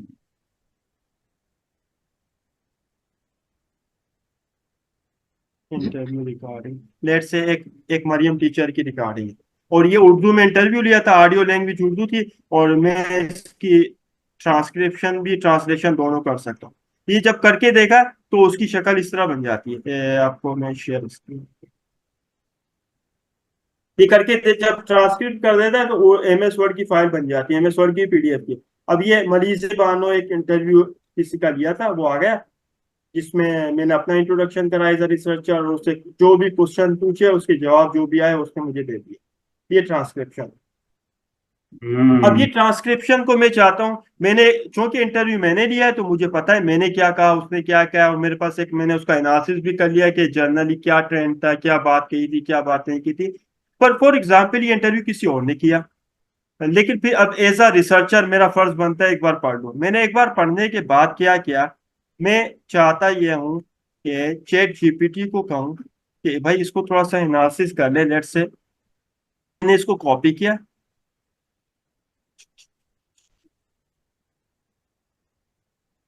सामने नजर आ रहा है चैट GPT। अभी तो वही इंटरव्यू वर्ड डॉक्यूमेंट नजर आ रहा है, वर्ड डॉक्यूमेंट मरीज नजर आ बानो रहा है, नजर आ रही है, अब एक तस्वीर नजर आ रही है, चैट जीपीटी नजर आ रहा है, यस चैट चैट GPT और, नजर आ रही है। ठीक है, हाँ। अब चैट GPT को अब देखिए, जो इंपॉर्टेंट चीज है वो प्रॉम्प्टिंग। प्रॉम्प्टिंग ये कि मैंने एक इंटरव्यू लिया है, और interview regarding a financial and social skill about teenagers, और इंटरव्यू लिया है किससे, एक NGO की एग्जीक्यूटिव डायरेक्टर से। अब अमूमन जो लोग चैट GPT या AI टूल यूज करते हैं वो रिस्पॉन्ड दे देंगे और कहेंगे एनालिसिस करो। वो एनालिसिस जब वो करते हैं तो उसका कोई सेंस ही नहीं बनता, वो पढ़ने वाले को पता चलता है ये तो कुछ सेंसलेस बात की। तो प्रॉम्प्टिंग इज वेरी इंपॉर्टेंट। अब प्रॉम्प्टिंग क्या है, मैं इस चैट GPT को सारी बात समझा दूं। मैं कहूं कि I am doing a research regarding financial and social skills. For this purpose I have to conduct interviews. Follow is one of the interview transcription. Please, या ये भी कर सकते हैं इसमें हम, my objective is to know participants' views, challenges, opportunities regarding financial and social skills for school going age children. For this purpose, I have to conduct interviews. Following is one of the interview transcription. Please analyze it and provide me major theme and sub themes. Also make a word frequency table if possible. Also make word cloud for me. Make also and provide lastly the conclusion so that reader can understand understand whole perks, whole idea about the interview.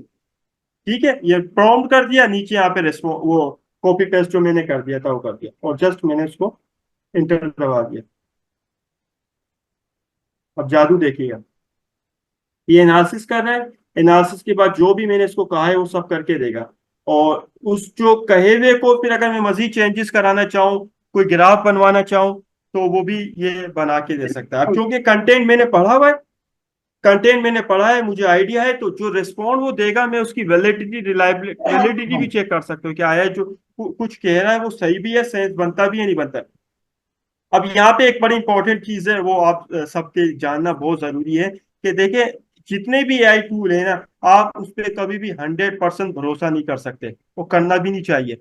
आपने AI के tool तब use करने जब आपको पता हो कि आप करना क्या चाहते हैं या उसे करवाना क्या चाहते हैं। और ये आइडिया, ये फलसफा सबके लिए अप्लाई होता है। इवन एसपीएस है, एनवीओ है, एक्सेल है।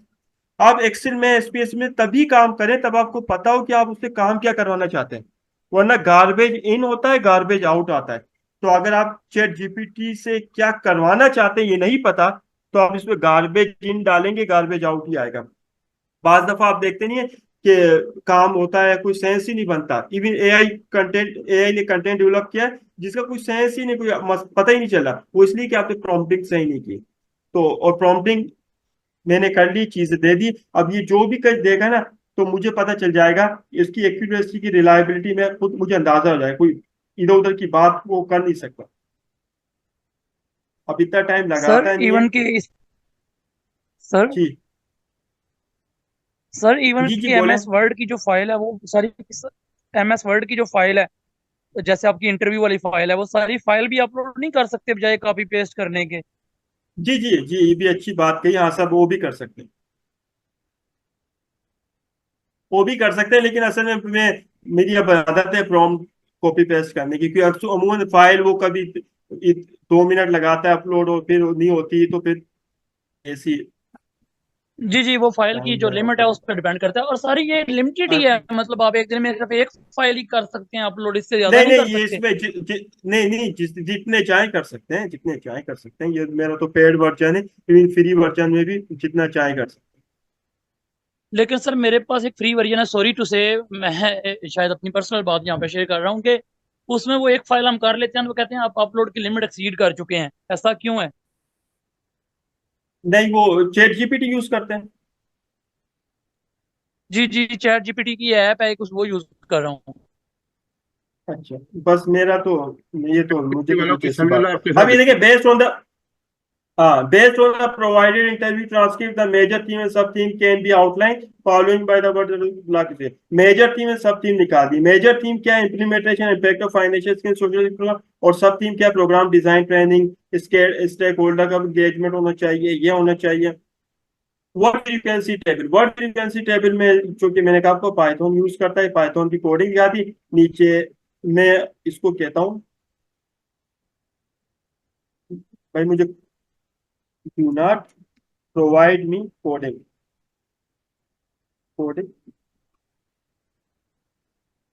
create the image of word cloud related to this interview transcription।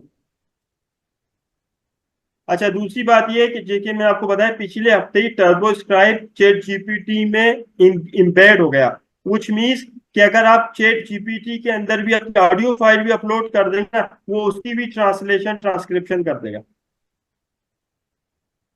तो आपका काम और आसान हो गया।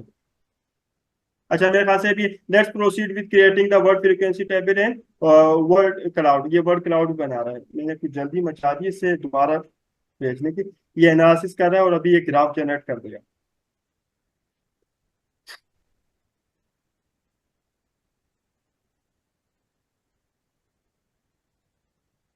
अच्छा जी, मैंने कहा कि इवन अगर आपके पास वीडियो फाइल है कोई, लेट से ये सेशन है, ये सेशन 1.5 घंटे का सेशन है, और किसी ने ये सेशन मिस कर दिया, उसको नहीं पता इस सेशन में क्या खास बात हुई, क्या खास बात नहीं हुई, बाबर साहब रिकॉर्डिंग भेज देते हैं।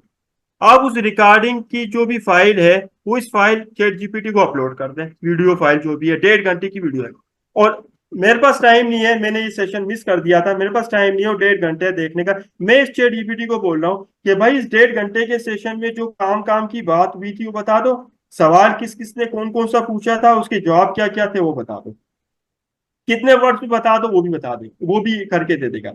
तो हमारा टाइम और इसने हमारा बचा दिया कि बजाय 1.5 घंटे की मैं रिकॉर्डिंग देखूं, मैं इस रिकॉर्डिंग उसको दे दी और मैंने उसको कह दिया भाई मुझे काम की चीज या की पॉइंट से वो बता दे ताकि मुझे 10 मिनट में सब बात समझ में आ जाए। ठीक है जी।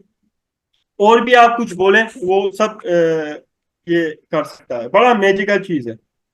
इवन अगर आप इससे उर्दू में भी करवाते हैं, लिखवाते हैं, उर्दू से ट्रांसलेशन ट्रांसक्रिप्शन ये सब करके देगा। जी प्लीज। साजिद, डॉक्टर नसरीन, आप इसकी रिकॉर्डिंग देंगे because I joined a little bit late.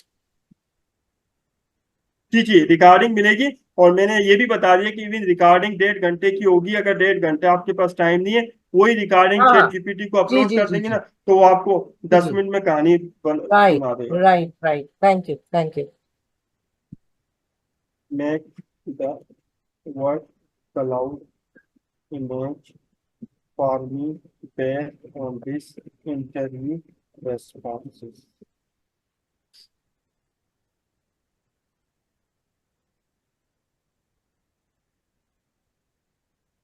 अच्छा, एक और भी पॉइंट है मेरे जहन में, वो मीनवाइल आपको कोई क्वेश्चन है तो फील फ्री टू आस्क। अच्छा, अभी आपने किसी ने पूछा sir we can get presentation about how to give prompt, बड़ा जबरदस्त। अब ऐसा करता हूँ, ये क्वेश्चन किसने पूछा है? फरगंदा जमीन ने। Sir can we get the presentation about how to get the prompt. ऐसा करता हूँ, आपने मुझे ये कहा, मुझे मेरे पास प्रेजेंटेशन है, मेरी आवाज आ रही है सबको? जी आ रही, आ रही। यस। अच्छा, अब ये किसी ने एक रिक्वेस्ट भेजी, मेरे पास प्रेजेंटेशन नहीं है, चैट जीपीटी को इस्तेमाल क्यों नहीं करूं? चैट जीपीटी को कहूं कि मेरे लिए एक प्रेजेंटेशन बनाए कि how to get do the prompt, ये मुझे पावर पॉइंट प्रेजेंटेशन ही बना के देगा।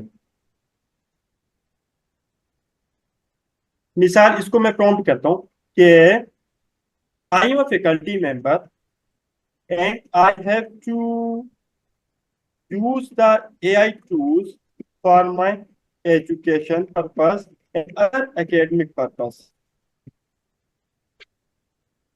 Other academic purpose. For this, I need to know how to do proper prompting for generative AI.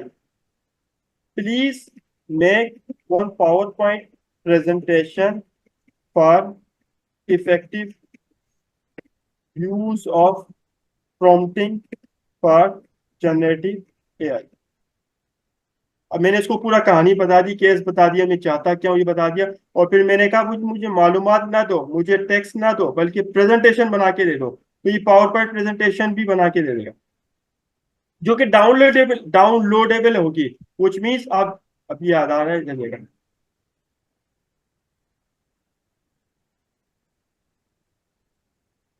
ये स्लाइड 1 स्लाइड 2 है, आप चाहे तो इसको भी कॉपी पेस्ट करके स्लाइड बना सकते हैं, वरना ये खुद भी सब कुछ करके देगा। अभी देखते हैं करते हैं।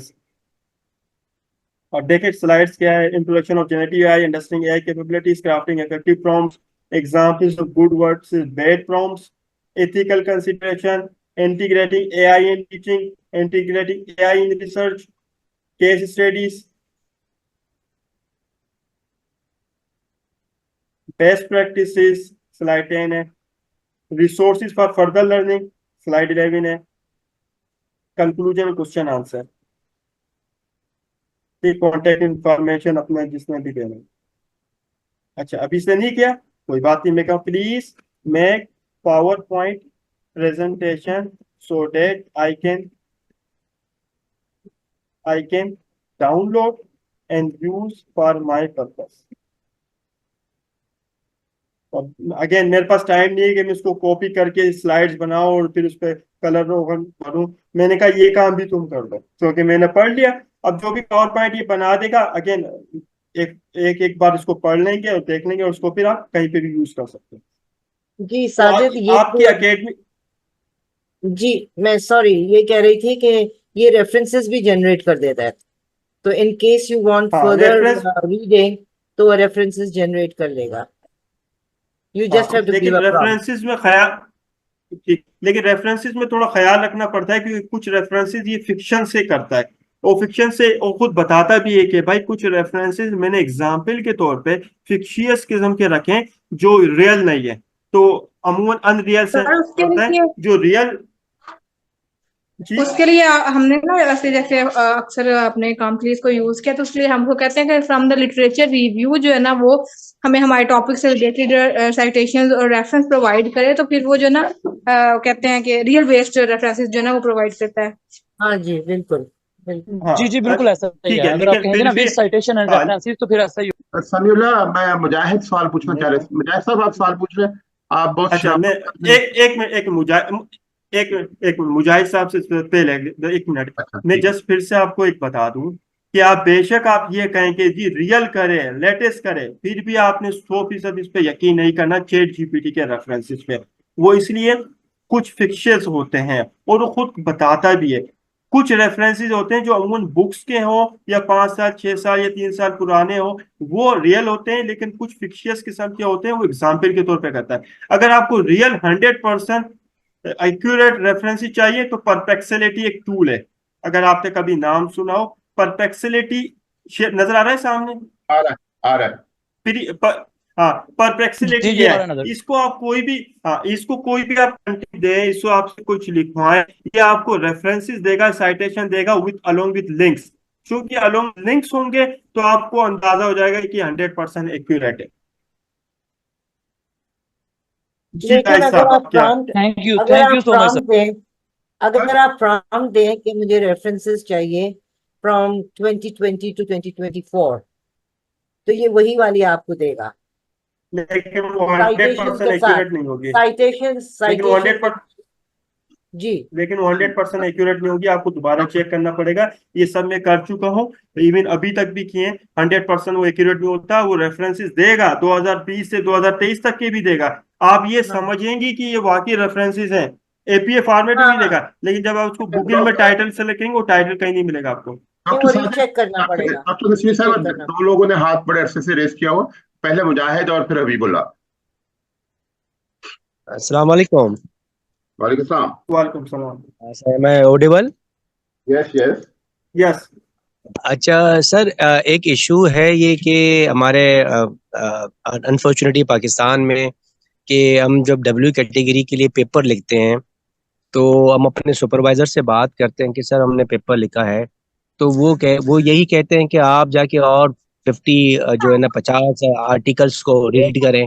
तो हमने काफी एफर्ट लगाई थी, लेकिन वो कह रहे हैं कि आपकी जो पेपर है वो वाई कैटेगरी के हिसाब से सही है लेकिन डब्ल्यू कैटेगरी के हिसाब से नहीं है। कि मेरा सवाल ये है कि क्या चैट जेडीपी में ये क्वालिटी है कि वो मेरे उस पेपर को, जो एक पेपर बनाया वाई कैटेगरी के लिए, वो कह रहे हैं उसको डब्ल्यू कैटेगरी में कन्वर्ट करना, उसको जो लाइंस वगैरह है उसको, जो डिसजॉइंट लाइन है, जो एक कनेक्टिविटी है उसको सही करना और उस चीज को मजीद बेहतर बनाना कि उसको हम डब्ल्यू कैटेगरी में जाके उसको पब्लिश कराने की कोशिश करें। या चैट जीटीपी में ठीक है, ये क्वालिटी है कि नहीं? अब बड़ा अच्छा क्वेश्चन है। मेरी सैलरी है 2 लाख रुपए, और मैं क्या चैट जीपीटी से कोई ऐसा कर सकता हूँ कि मेरी सैलरी 3 लाख हो जाए? नहीं, ऐसा नहीं कर सकता। या मैं असिस्टेंट प्रोफेसर हूँ, मैं एसोसिएट बन जाऊँ? नहीं कर सकता। अब देखिए ये कैटेगराइजेशन सिर्फ पाकिस्तान में है, और ये डिपेंड करता है जर्नल टू जर्नल भी। चैट जीपीटी को आपने बताना है कि आपकी जर्नल फ्लॉ कौन सा है, कौन सी गड़बड़ है, तो फ्लॉ ठीक कर देगा। लेकिन आप अगर आप पेपर देते हैं और पेपर कहे कि इसको आप वाई कैटेगरी का है, ये तो क्योंकि ये कोई पेपर है सर फ्लो आपका एक, डिसजॉइंट जो चीजें होती हैं उसको सही कर देगा, लेकिन जो लैंग्वेज की होती है हाँ तो लैंग्वेज, जी लेकिन लैंग्वेज का जो फ्लॉ होता है ना वो इतना मैटर नहीं करता जितना कंटेंट का फ्लॉ मैटर करता है। कि जो भी जितने भी अच्छे जर्नल्स होते हैं ना, अगर लैंग्वेज में थोड़ा बहुत भी इशू हो ना वो उसको टॉलरेट कर लेते हैं, लेकिन कंटेंट में फ्लॉ हो उसको टॉलरेट नहीं करते। तो क्वालिटी का जो इंडिकेटर है ना वो कंटेंट है, लैंग्वेज नहीं है। ये पेपर अमेरिकन के भी रिजेक्ट होते हैं जिनकी लैंग्वेज अच्छी है। और तो अब रही बात जो अगर आपके कोई भी सुपरवाइजर ये कहते हैं कि ये वाई में तो चला जाएगा, डब्ल्यू में नहीं जाएगा, डब्ल्यू के लिए ऐसी बात नहीं है, क्योंकि वाई में चला जाएगा ये भी उनका परसेप्शन है based on his indicator. Quality depend कर, क्वालिटी असल में खुद एक सब्जेक्टिव टर्म है, ये इसके डिफरेंट इंडिकेटर्स हैं। चैट जीपीटी आपको हेल्प करेगा कि कौन सा आप खुद आइडेंटिफाई करें, फ्लॉ कौन सा है, चैट जीपीटी हेल्प करेगा उस फ्लॉ को दूर करने के, उसको अपडेट करने के। ये कर सकते हैं आप अपना पेपर चैट जीपीटी को बोले थैंक यू दे सर, दें, और बहुत जिस शुक्रिया सर। जिस जर्नल में आपने पब्लिश कराना है, लेट से डब्ल्यू कैटेगरी, उसमें ऑथर गाइडलाइन उठाए या एक दो आर्टिकल उठाए, आप चैट जीपीटी में अपलोड करें, अपना आर्टिकल अपलोड करें और उसी जर्नल के 3 आर्टिकल या 4 आर्टिकल अपलोड करें और चैट जीपीटी को कहें कि भाई मेरा पेपर है, मैं चाहता हूं इस जर्नल में पब्लिश कर दूं, इस जर्नल के ये 3 आर्टिकल्स हैं, मेरे पेपर में ऐसी कौन सी खूबियां या खामियां हैं जो कि इस जर्नल की क्वालिटी मयार को मीट कर सकता है। तो ये आपको चैट जीपीटी में हेल्प करेगा। सर और चैट ये जीपीटी या सर कोई भी चैट जी जीपीटी या सर, कोई भी एआई टूल ये नहीं कर सकता कि आप उसको वाई कैटेगरी का जर्नल दे, आर्टिकल दे दें और उसको डब्ल्यू में कन्वर्ट करके दे दें। थैंक यू सर, बहुत बहुत शुक्रिया सर। वेलकम। अच्छा, दूसरा वो जो प्रेजेंटेशन मैंने कही थी ना, प्रेजेंटेशन आई आ रही की प्रेजेंटेशन डाउनलोड, ये जब जब क्लिक किया डाउनलोड हो जाएगी और effective use of generative AI की प्रेजेंटेशन तैयार हो गई। तो कोई भी प्रेजेंटेशन इससे बना सकते हैं। अगर आप टीचर हैं, कहीं पे भी कुछ सेशन लेना है, कोई ट्रेनिंग करानी है, आप उसको आइडियाज दें and then give your presentation. अब जाहिर सी बात है, लेट्स से ये टॉपिक है, इस टॉपिक पे मैं प्रेजेंटेशन अगर चैट जीपीटी से बनवा रहा हूं तो इसलिए बनवा रहा हूं क्योंकि ये चीजें मुझे आती है। मैं चैट जीपीटी इसलिए यूज नहीं कर रहा कि मुझे आती ही नहीं है। मेरी बात समझ में आ रही है ना? तो मैं अगर मुझे लेट से ये आज का सेशन है, इस सेशन की स्लाइड्स अगर मैं चैट जीपीटी से बनवाऊं तो कोई मजाइका नहीं है। तो मजाइका इसलिए नहीं है कि वो कंटेंट मुझे आता है, मैं चैट जीपीटी से सिर्फ रीटाइप करा रहा हूं, यानी मेरा वो क्लियरिटी काम कर रहा है। पर अगर एक चीज मुझे आती ही नहीं है और मैं चैट जीपीटी से कहूँ मुझे प्रेजेंटेशन बना दो, बना तो देगा, लेकिन मैं इस काबिल नहीं हूँ या कोई भी इस काबिल नहीं होगा कि इसको प्रेजेंट कर सके। प्रेजेंटेशन के लिए ह्यूमन इंटेलिजेंस चाहिए।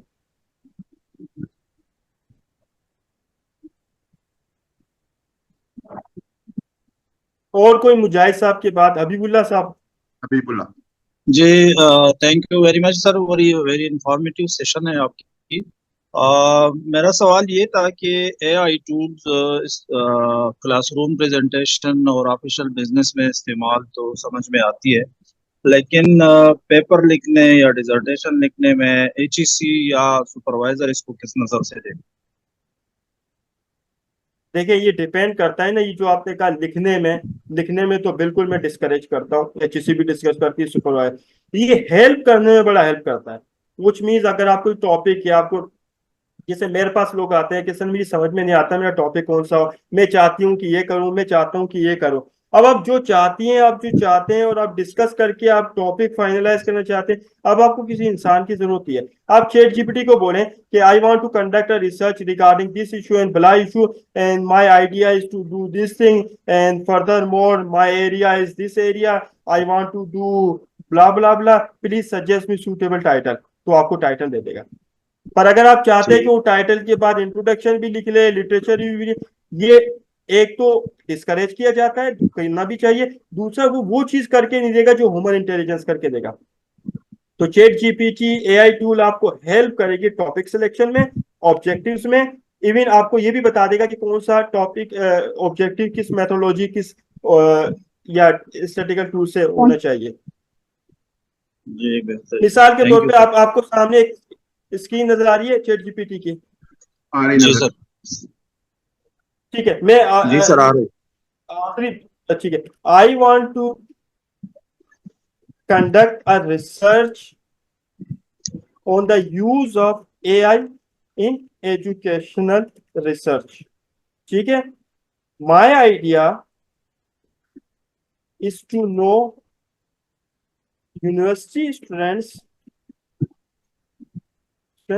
perception regarding the AI tools and how confident they are in using AI tool and how much effective and useful for their academic process. Okay, ठीक है।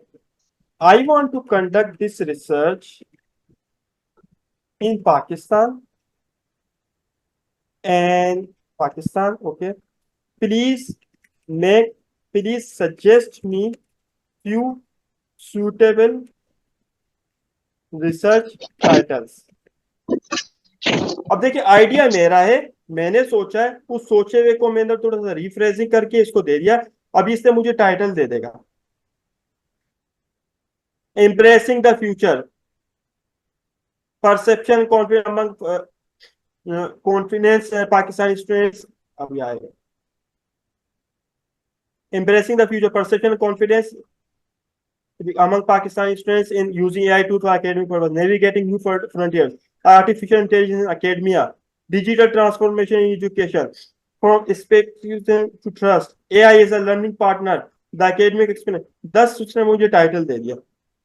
अब कोई भी एक टाइटल दिया, 2 टाइटल मुझे अच्छे लग रहे हैं, मैं इसको कहूंगा या इसको फर्दर रिफाइन कर दे तो बता देगा। लेट से मैं कहता हूं integrating artificial intelligence higher education, study on its effectiveness and perception of use. मुझे ये टॉपिक अच्छा लग रहा है तो मैं कहता हूं I like topic 10, please make 4 to 5 research objectives, please make one table that shows objectives, respective hypotheses and statistical technique that could be used, that can be used to answer to achieve research objectives। वो जो अमूमन एक कहते हैं ना वो summary table बनाओ, तो समरी टेबल भी बना देगा। अब देखिए आइडिया मेरा है, बस जस्ट मैं इसको थोड़ा सा प्रॉम्प्टिंग कर रहा हूँ ताकि मुझे काम की चीज मिल जाए। मैंने कहा 10 वो टॉपिक मुझे अच्छा लग रहा है, इस 10 टॉपिक्स के इसने मुझे ऑब्जेक्टिव्स दे दिए, हाइपोथेसिस बना दिए और डिस्क्रिप्ट उसका स्टैटिस्टिकल टेक्निक, इसमें डिस्क्रिप्टिव लगेगा, इसमें chi-square टेस्ट लगेगा, इसके अंदर मल्टीपल रिग्रेशन एनालिसिस लगेगा और नंबर 4 में कोएफिशिएंट रिग्रेशन एनालिसिस लगेगा, 5th में फैक्टर एनालिसिस लगेगा। तो 5 ऑब्जेक्टिव्स बता दिए, 5 हाइपोथेसिस, 5 स्टैटिस्टिकल टेक्निक्स। जी हाँ, इसके साथ रिसर्च क्वेश्चंस भी आ सकते हैं हाँ ऑब्वियसली रिसर्च क्वेश्चन भी आ सकते हैं। इवन जी फॉर एग्जांपल आपको नहीं पता ये मल्टीपल रिग्रेशन एनालिसिस क्या होता है, आप इसे पूछ सकते हैं प्लीज एक्सप्लेन मल्टीपल। और ये अगर आपको ये कहना चाहते हैं कि मल्टीपल रिग्रेशन एनालिसिस एसपीएस में कैसे कंडक्ट करना है, ये स्टेप्स भी बता देगा आपको। जी और अगर आपने मल्टीपल रिग्रेशन एनालिसिस कंडक्ट कर लिया, उसका रिजल्ट इसको दे दे, या आपको इंटरप्रिटेशन भी करके दे देगा। अब आइडिया आपका है, कुछ चीजें आपने मैनिपुलेट की है, यानी कि जस्ट पैराफ्रेजिंग की है, या आपने जनरेट किया, उसके बाद आप चाहें तो इसकी थोड़ी सी रिवर्डिंग कर दें, करेक्शन कर दें, ताकि ये मोर स्पेसिफिक आपके अपने कॉन्टेक्स्ट में हो जाए। नोमान का सवाल है और फिर आलिया। जी बाबा साहब, मैं असल में थोड़ा सा टेंजेंट ले रहा हूँ हाँ मेन टॉपिक से। 2 सवाल करना चाह रहा हूँ डॉक्टर साजिद से। एक तो डॉक्टर साजिद साहब बहुत शुक्रिया, आपने जनरेटिव एआई के ऊपर काफी इमैक्युलेट प्रेजेंटेशन दी है। तो पहला सवाल ये है कि डॉक्टर साहब ने जब डॉक्टर बाबर ने जब आपका प्रोफाइल शेयर किया था तो आप यूके की किसी कंपनी के साथ कुछ एआई टूल बना रहे हैं, तो कुछ उसका भी ब्रीफिंग बताइएगा क्या है। और दूसरा जो है जनरेटिव टेक्स्ट के अलावा जो पॉसिबिलिटी है एकेडेमिया में और एकेडेमिक्स में या एजुकेशन के अंदर एआई का, आपने शुरू में बस रेफर किया था, उसके Can you अगर speak कुछ loud, एग्जांपल दे दें please? तो अच्छा होगा। Can you be a little bit loud, Noman? Okay, अब आ रही है बात आपको? जी ठीक नोमान है, मुझे क्वेश्चन समझ में आ गया, क्वेश्चन समझ में आ गया, मैं एक्सप्लेन कर देता हूँ तो डॉक्टर साहिबा को समझ में आ जाएगा। पहला क्वेश्चन आपने का क्वेश्चन वो था कि क्वेश्चन पहला क्या था, अपना जो आप यूके के साथ काम कर रहे हैं। जो काम है हाँ उसको- यूके का। अच्छा वो क्या है, बेसिकली क्या है, जैसे एआई के टूल है ना, ये एनालिसिस करता है, वो कुछ करता है, कुछ वो क्या करते हैं, जैसे आपने इंटरव्यूज लेना है। अब इंटरव्यू की टेक्निक ये होती है कि या तो आप इन पर्सन लेंगे या ऑनलाइन लेंगे, ऑनलाइन लेंगे या तो जूम पे लेंगे या गूगल मीट पे लेंगे वगैरह वगैरह। वो जो बंदा है, ऑर्गेनाइजेशन है, वो क्या कर रही है, वो एक टूल बना रही है क्वालिटेटिव रिसर्चर के लिए, जिसमें क्वालिटेटिव रिसर्चर किसी भी प्रैक्टिशनर या फैकल्टी मेंबर या जो भी ऑर्गेनाइजेशन के रिसर्चर उससे इंटरव्यू कंडक्ट कर सकते हैं उस टूल की मदद से। वो टूल जो है, जब इंटरव्यू होगा फेस टू फेस या ऑनलाइन, वो उसके फेशियल एक्सप्रेशन, मूड, इस सबको, उसका परसेप्शन, बॉडी लैंग्वेज को एनालिसिस करेगा। और जो इंटरव्यू होगा, जो रिस्पॉन्स होगा, उसको भी ट्रांसक्रिप्ट भी करेगा, ट्रांसलेट भी करेगा। इसके अलावा मैंने इनको कहा कि जैसे एक एनबीओ सॉफ्टवेयर है, एनबीओ सॉफ्टवेयर क्या करता है, क्वालिटेटिव डेटा एनालिसिस करता है। तो वो जो टूल होगा, ये जो बना रहे हैं, ये आपको क्वालिटेटिव डेटा एनालिसिस भी करके देगा। तो डेटा कलेक्शन भी होगी, परसेप्शन, ह्यूमन बॉडी लैंग्वेज, ये भी एनालिसिस होगा, ट्रांसलेशन, ट्रांसक्रिप्शन भी होगी, और जो है एनालिसिस भी होगा कि क्या जनरल ट्रेंड, परसेप्शन वगैरह रहा है। सेकंड क्वेश्चन आपका क्या था? सेकंड क्वेश्चन मेरा था डॉक्टर साजिद रिगार्डिंग के जनरेटिव टेक्स्ट में तो आपने काफी बोला, लेकिन जो दूसरे एआई के जो यूजेज हैं एकेडमिया और एजुकेशन में, जिस पर आपने शुरू में बिल्कुल रेफर किया था, उसकी एक दो प्रैक्टिकल एग्जांपल अगर आप दे सकें। फॉर एग्जांपल स्टूडेंट्स को जो है अच्छे स्टूडेंट्स और बुरे स्टूडेंट्स में जो आप तफरीक कर सकते हैं थ्रू एल्गोरिथम या एआई के जरिए, या स्टूडेंट के जो स्लो लर्नर्स हैं उनको एआई किस तरह से कैच कर सकता है, समथिंग लाइक दिस। आपने ये बात की थी, तो इसको थोड़ा इलैबोरेट कर देना। हाँ, मैंने असल में वो भी जनरेटिव एआई है। असल में एआई जो है एक ब्रॉड अम्ब्रेला है, उस ब्रॉड अम्ब्रेला में जनरेटिव एआई भी एक उसका सब पार्ट है। तो ये जो रिपोर्ट्स होते हैं, जो कि मशीन फैक्ट्रीज में काम करते हैं, या जो आपका आज कहीं पे टीचिंग कर रहे हैं, वो रिपोर्ट्स एआई है। जनरेटिव एआई जिसमें कोई भी यूजर रिस्पॉन्ड करे और वो रिस्पॉन्ड बैक करे। इस जनरेटिव एआई को यूज करके हम टीचिंग का कंटेंट भी डेवलप कर सकते हैं, असेसमेंट के टूल भी डेवलप कर सकते हैं। इवन अगर आप चाहते हैं कि आपके पास स्लो लर्नर है और हाई लर्नर है, तो स्लो लर्नर के लिए टूल बना सकता है, टेस्टिंग के टूल, असेसमेंट के टूल। हाई लर्नर के लिए टूल बना सकता है, असेसमेंट के टूल और उसके ग्रेडिंग के टूल। या फॉर एग्जाम्पल मैं क्लास पढ़ाता हूँ, मेरे क्लास के अंदर जो स्टैटिस्टिक्स एनालिसिस पढ़ा रहा हूँ, इसमें इंटरेस्ट नहीं ले रहा है, तो मैं ऐसा करता हूँ, उसको प्रॉम्प्ट करता हूँ। आपको नजर आ रहा है सामने स्क्रीन? जी आ रही। ठीक है, मैं कह रहा हूँ कि I teach research course at university level. My students do not take my course seriously and they feel lazy and unattentive. I want to have my class more interesting and interactive. Please design some activities so that I can engage my participant during teaching and learning process. Please remember that I have high learner and low learner students in my class. Make activities that can accommodate all classmates. You can design individual and as well as group activities. अब मैं अगर इसको ये कहता कि भाई teaching activities design करो, अब वो कर देता, आप कभी उसको अप्लाई नहीं कर सकते क्योंकि वो एक जर्नल किस्म की होती है। अब मैंने बड़ा स्पेसिफिक कर दिया, मैंने मसला बता दिया, मैं पढ़ाता क्या हूँ, मेरी क्लास में कितने स्टूडेंट्स हैं, लेवल क्या है। अगर आप कोई कंटेंट है, कंटेंट भी इसको आउटलाइन भी शेयर कर सकते हैं, तो आपको आउटलाइन के मुताबिक एक्टिविटी भी डिजाइन कर सकता है। तो अब ये एक objective to help students refine their research topic. Students spend 3 minutes discussing their proposed research topic with a partner and then rotate to a new partner. After serial rotation, each student should have refined their topic based on the feedback. इसी तरह interactive guest lecture, वो कहता है जो कि आपके पढ़ाने से स्टूडेंट बोर होते हैं, कभी कभार एक दूसरे को बुला भी लें। Article analysis workshop, research design challenges, peer review session, research ethics debate. तो मुख्तलिफ एक्टिविटी, डेटा एनालिसिस वर्कशॉप, मुख्तलिफ एक्टिविटीज से डिजाइन कर दी जिससे इसके ख्याल से क्लास इंगेज हो सकती है, स्टूडेंट इंटरेस्ट ले सकते हो।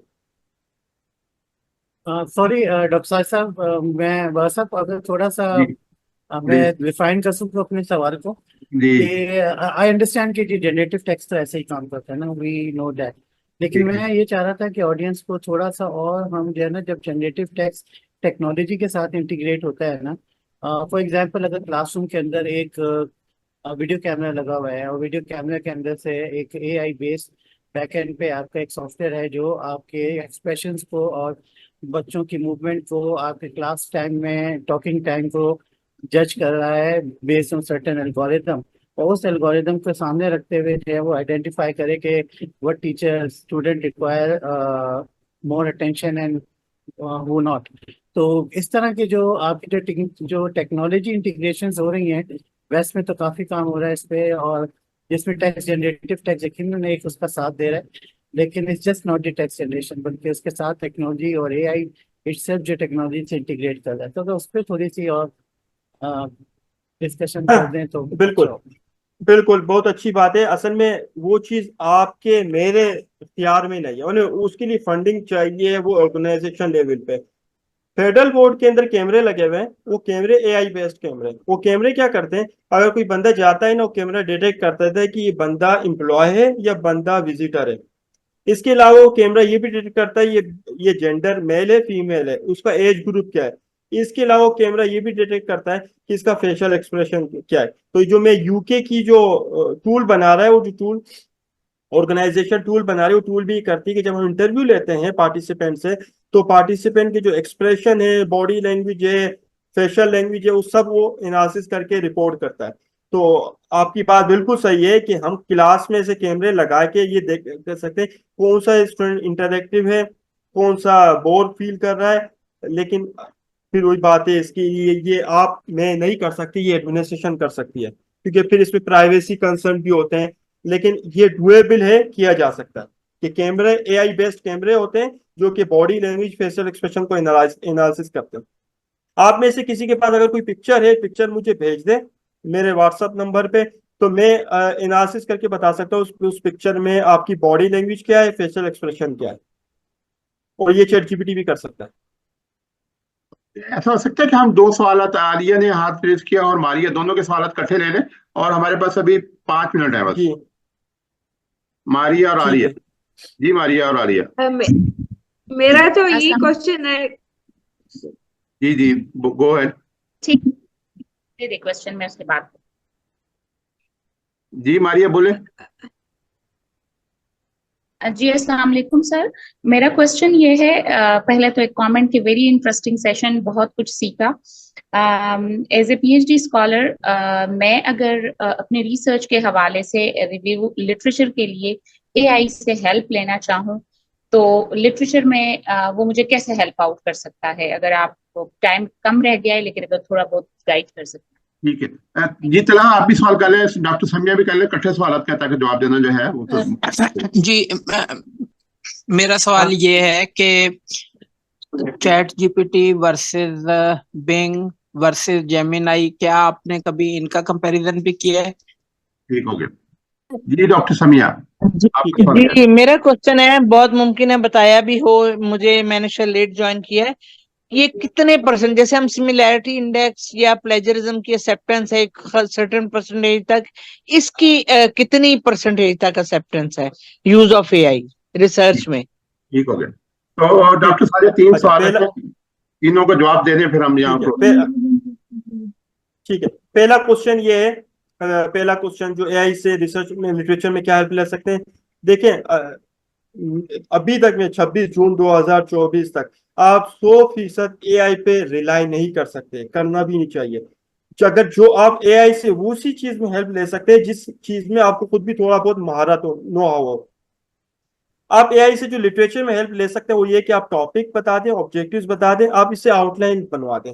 आउटलाइन ही, क्योंकि लिटरेचर का रिव्यू का चैप्टर बहुत ज्यादा है, अमूमन फैकल्टी या रिसर्च को पता नहीं होता मैं लिटरेचर में क्या क्या लिखूं और कौन कौन से सेक्शन लिखूं। तो आप इसे कहें मुझे आउटलाइन बना दो, आउटलाइन बना दें। तो आउटलाइन बना देगा तो आपको पता चल जाएगा कि इंट्रोडक्शन ये हो गया, बैकग्राउंड ये हो गया, इसका सब कंपोनेंट ये हो गया, सब। तो उस आउटलाइन को फिल करना आसान हो जाता है। तो आउटलाइन इससे बनवाई जा सकती है। उस आउटलाइन के टॉपिक, सब टॉपिक ये सब आप बना सकते हैं।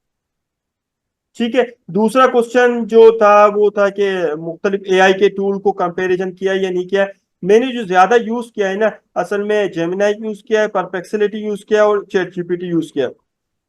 चैट जीपीटी मुझे ज्यादा रिलायबल लगा है in terms of information, perplexity ज्यादा रिलायबल लगा इन टर्म्स ऑफ साइटेशन। पर मैं अभी तक, मैं जो तकरीबन इतने सारे प्रोजेक्ट्स पे काम किया, रिसर्च पे किया है, मैं फिर भी एआई से हेल्प लेता हूँ उन्हीं चीजों पे जो चीजें मुझे आती हैं। तो एआई से सिर्फ मैं क्लरिकल काम करता हूँ, मैंने कभी भी किसी एआई टूल से वो काम नहीं लिया जो मुझे ना आता हो, क्योंकि जो मुझे नहीं आता और मैं एआई से हेल्प लूँ तो मैं कैसे चेक करूंगा कि एआई ने मुझे सही इंफॉर्मेशन दिया सही नहीं दिया। तो एआई से वही काम लेता हूँ जो मुझे आता है, और परप्लेक्सिटी रेफरेंसेस मुझे देता है सही तौर पे, चैट जीपीटी मुझे एनालिसिस करके देता है, डिस्कशन करके देता है, और बाकी चीज को मैं एक बार पढ़ता हूँ मुझे आइडिया हो जाता है कि चीज सही है या सही नहीं।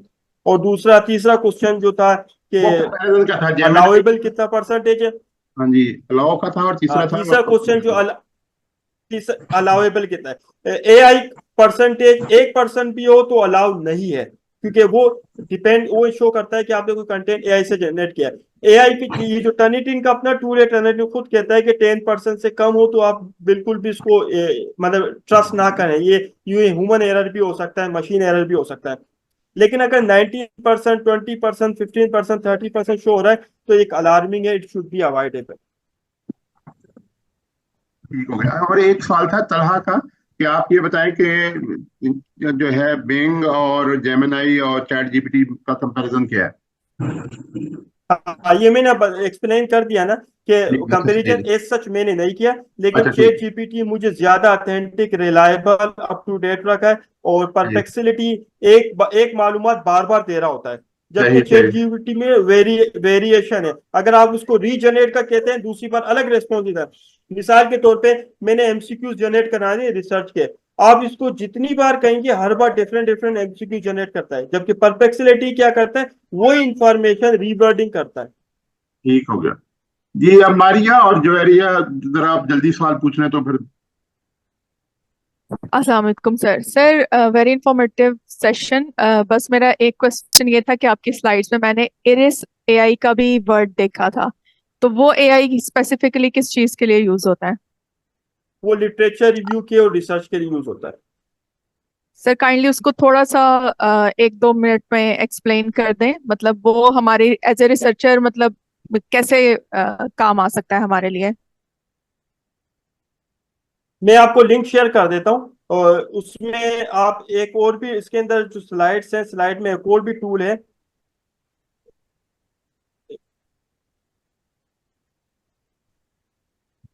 आप यूसुफ साजिद साहब, आप वो शेयर कर दीजिएगा स्लाइड्स ग्रुप के अंदर, या मुझे भेज दीजिएगा, मैं ग्रुप में डाल दूँ। हाँ, मैं ग्रुप में शेयर कर दूंगा। ये है कि हाइप राइट में आप हर तरह की राइट आप इससे ले सकते हैं, introduction, idea, objective, proposal, methodology, even अगर आपने कोई कॉन्सेप्ट नोट लिखना है, कोई भी कुछ भी करवाना है, आप इससे राइटिंग का कोई भी काम इससे करवा सकते हैं। कंटेंट राइटिंग के लिए ब्लॉग्स लिखवाने वो भी कर सकता है, और बने बनाए इसके पास प्रोम भी मौजूद है, जस्ट पॉइंट एंड क्लिक करें। And is it free? Is it free? It is free, yes. It is. Okay.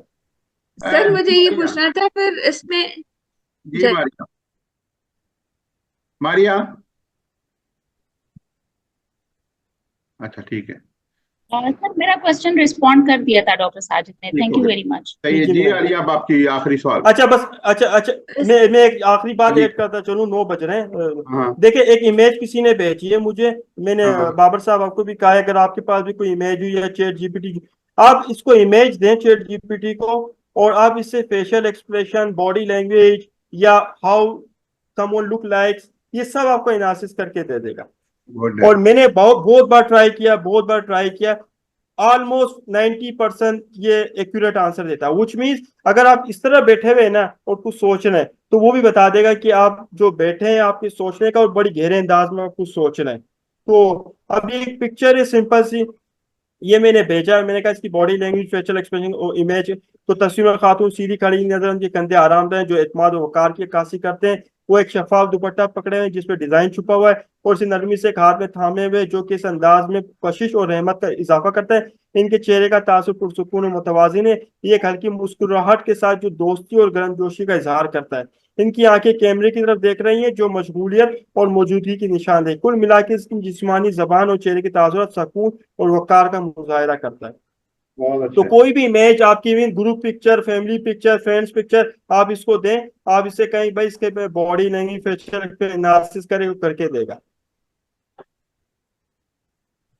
Doctor Sajid बहुत बहुत शुक्रिया, जज़ाकल्लाह। आज आपने एक तरह से महफिल ही लूट ली, बहुत सारे लोगों ने इसको ज्वाइन किया और वो तमाम हज़रात जिन्होंने इसको ज्वाइन किया उनका भी बहुत शुक्रिया।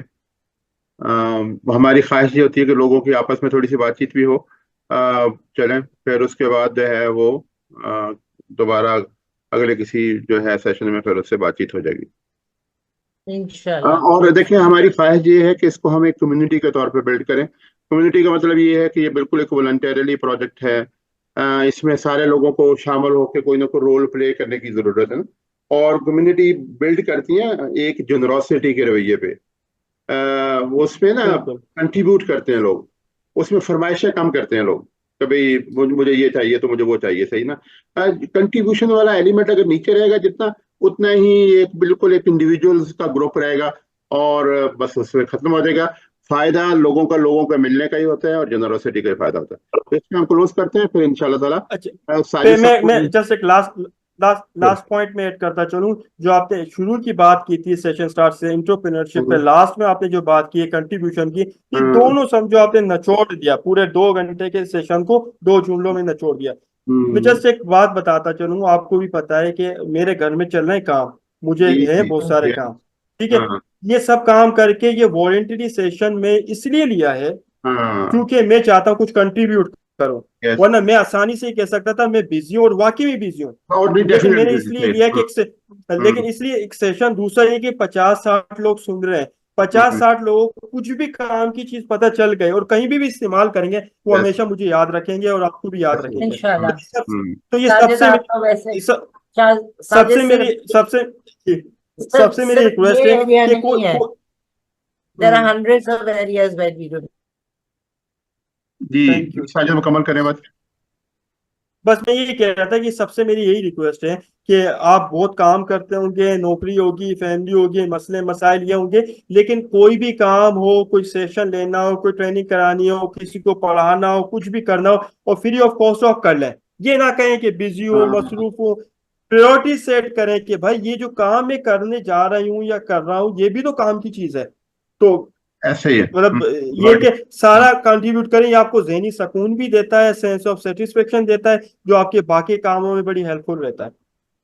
देखिए आजकल मुझे ये लगता है ये तो ऐसे कोई सवाल का जवाब देते हैं उसके बाद में अफसोस होता रहता है यार मुझे इससे काम तो था नहीं, मैंने ऐसे जवाब दे दिया।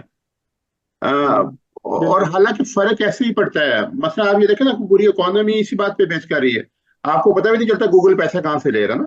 There is so much volunteer work, free work जिसको करने की जरूरत है। हर टूल का एक बड़ा कंपोनेंट फ्री है। अल्लाह करे कि हम सारे लोगों को ये वाली बात समझ आ जाए और हम थोड़े से ज्यादा कंट्रीब्यूट करने वाले हो जाएं। तो हम यहाँ पे क्लोज करते हैं। एवरी तमाम हजरात का शुक्रिया। अगर आप अपना कैमरा ऑन करके जरा अपनी शक्ल दिखा के ऐसे ऐसे हेलो हाय कर दें तो उससे बड़ा जरा लगेगा कि भाई बिल्कुल लाइव किस्म के लोग हैं। जनाब वेरी नाइस, वेरी नाइस। आप सारे लोग जरा अपना अपना कैमरा खोल के थोड़ी सी जो है अगर हाथ रेस कर सकते हैं, माइक खोल लें ताकि पता चले कि भाई एक अच्छा सेशन जो है गर्मजोशी वाला सेशन हम करने में कामयाब हुए। अल्लाह हाफिज, अल्लाह हाफिज, अल्लाह हाफिज, अल्लाह हाफिज, अल्लाह हाफिज, अल्लाह हाफिज सर, अल्लाह हाफिज, अल्लाह हाफिज सर, बहुत अल्लाह हाफिज। बहुत अच्छा। Thank you very